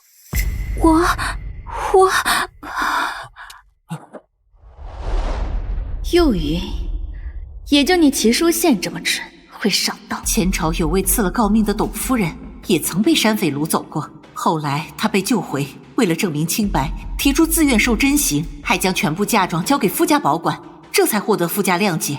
志婉，书宪也是对你关心则乱，毕竟你一夜未归，谁知道会发生什么呢？母亲这话是什么意思？这一夜未归，终究对你的名声有碍。不如你就效仿前朝董夫人，证明自己的清白，如此旁人也不好再说些什么了。母亲这也是为了你好啊。我不愿意。好孩子，母亲这都是为了你好，难不成你要背着烂臭的名声，往后你又当如何见人？公主，不如你就说出实情吧。昨晚是那张大虎强迫的你，我也可以为您做认证，您是受委屈的，想来世子也能谅解。如今是你对不起我国公府，还摆出这盛气凌人的样子给谁看？盛之婉，能不能收收你的架子？我对不起你国公府，如今倒知道对不起了。你和孟阳翻云覆雨的时候，可记得我们的诺言？能一样吗？我是男子，本就该三妻四妾，可你一个女人，为人妇就该遵守妇道。你从前我真是瞎了眼才会嫁你，如今看来当真恶心。盛之婉，不就是想要我自证清白吗？好，我成全你们，你们别后悔。之婉，你当真愿意？那就好，那就好。哼，受了真刑，把她的嫁妆都拿过来，全都是我的了。看他盛之婉往后还狂什么？打死他！不必如此麻烦。他该不会是反悔了吧？到手的嫁妆可不能飞。之婉，这又是怎么了？方才不还答应的好好的？女人最重要的就是名节，不如此，如何堵得住外面的悠悠众口？母亲真心为你好啊！公主一面说是清白之身，一面又不肯受刑，可毕竟一夜未归，且生得这般花容月貌，我若是男人，也为之心动。之婉，你告诉我，昨夜你是不是？齐书宪，是非对错，你心中不是早有评断，何必再做样子？既如此，你我和离，从此桥归桥，路归路。不行，不能和离。你的嫁妆，我是说，之婉，你别冲动。母亲还不知道吧？我与世子未曾有夫妻之实，这证明便简单许多。来人，取蝰蛇果来。这蝰蛇果，闺阁女子食用会觉得甘甜解渴；若是出嫁女子食用，便会须臾间浑身上下生出密密麻麻的红色疹子，且这疹子需要好几个月才能褪去。本宫现下便用这果子验证清白。之婉，何必这么麻烦？这果子最伤妇人的身，你如何能？我如何不能？母亲敢用吗？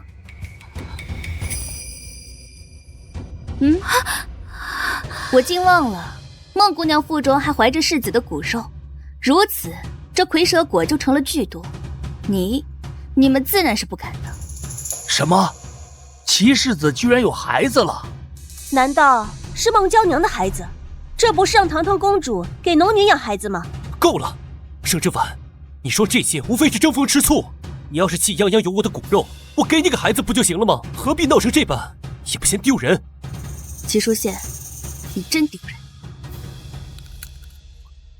味道挺甜的。怎么会啊？你昨夜没有？世子管不住下半身，便当所有人都这般亲近。之婉，我不是，我方才不是不信你，就是太担心了。言语若是伤了你的心，我托你道歉，你原谅我好不好？我们回到从前去。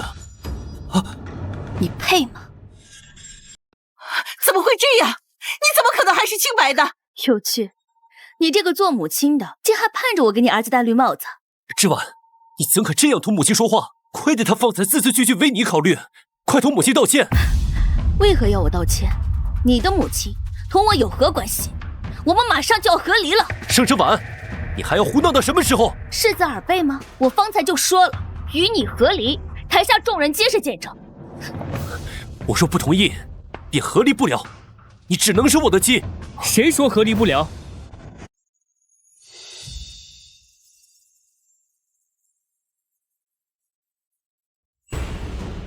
我来为公主撑腰了。商二公子，这是我国公府的家务事，还请你莫要插手。若是我就要插手了。商贤玉，我要去陛下那里参你。齐世子，烦请跪好，我此番就是代替陛下过来宣旨的。你说什么？这怎么会啊？陛下圣旨在此。陛下圣旨在此。齐世子，这是要站着领旨吗？奉天承运，皇帝诏曰：之婉乃是朕心头瑰宝，却在齐国公府一再受辱。既你齐家不珍惜，此婚事可作罢。这怎么可能？齐世子，领旨吧。商贤玉，你一再如此，意欲何为？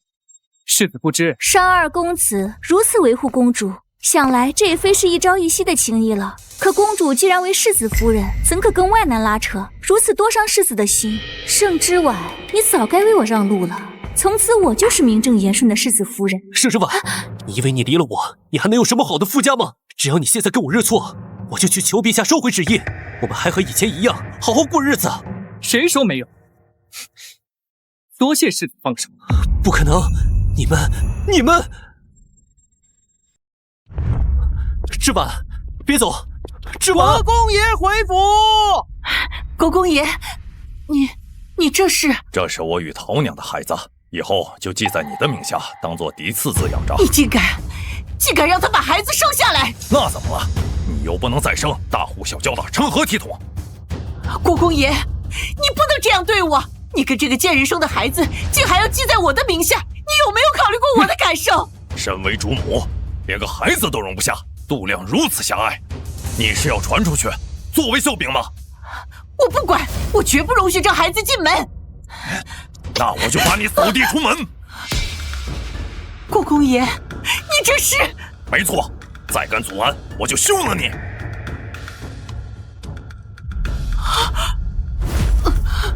母亲，夫人，果然，板子不打在自己身上是不知道疼的。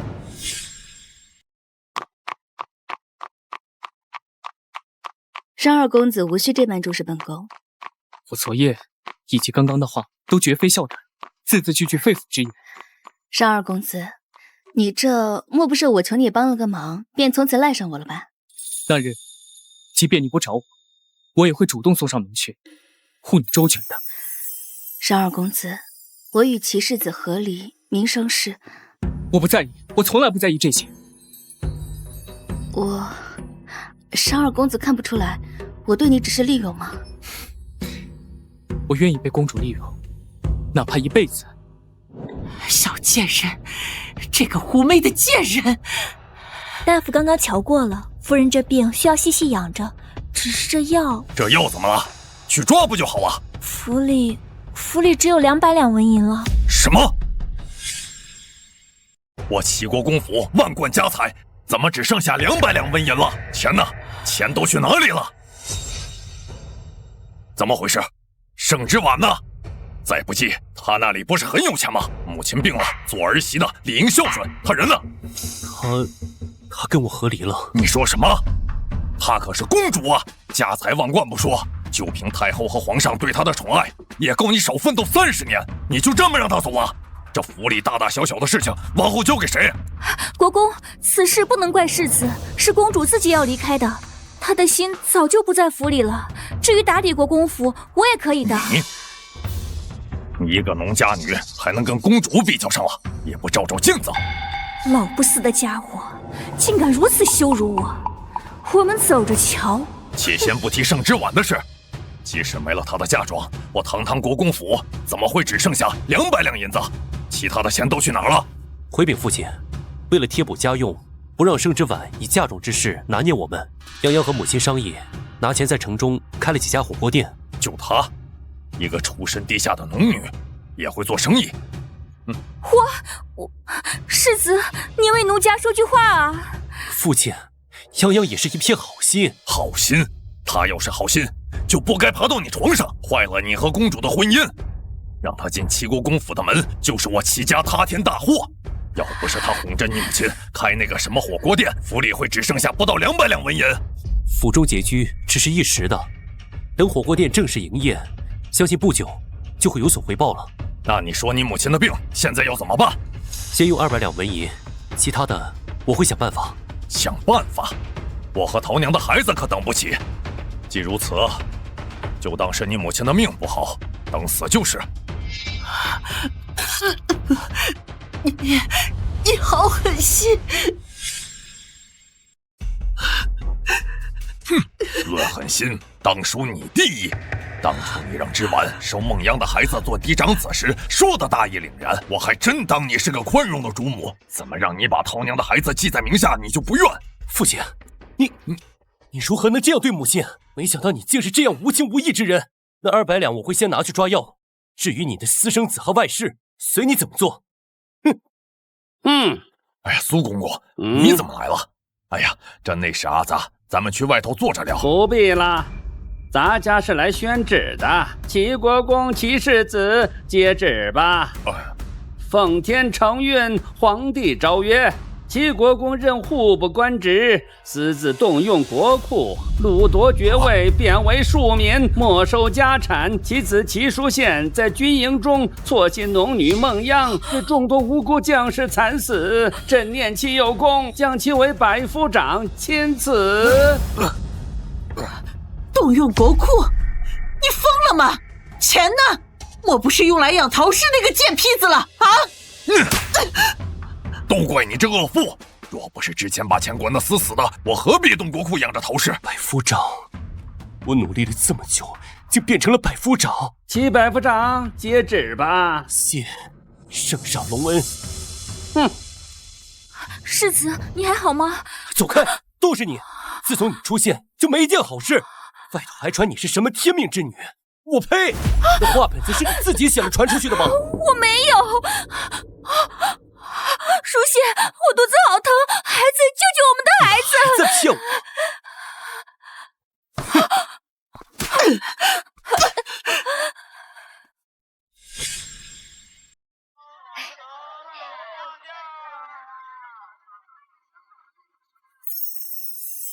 芝婉，这东西倒是精致，你可喜欢？确实精巧。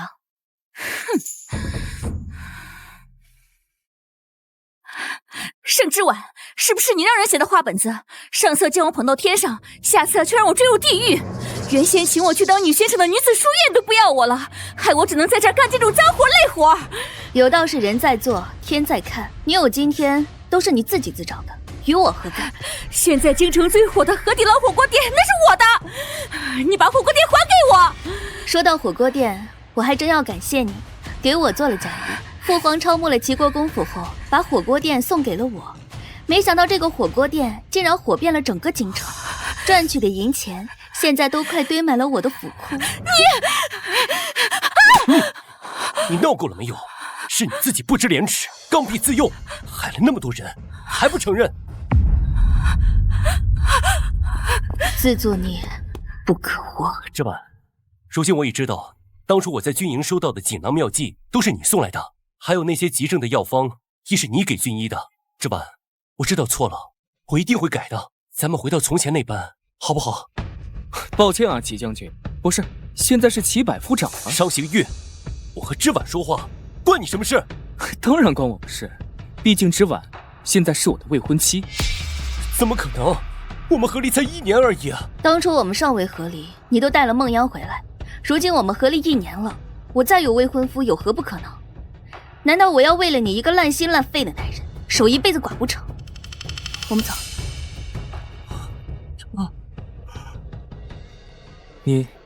你这是答应我了？演戏而已，放手。不放。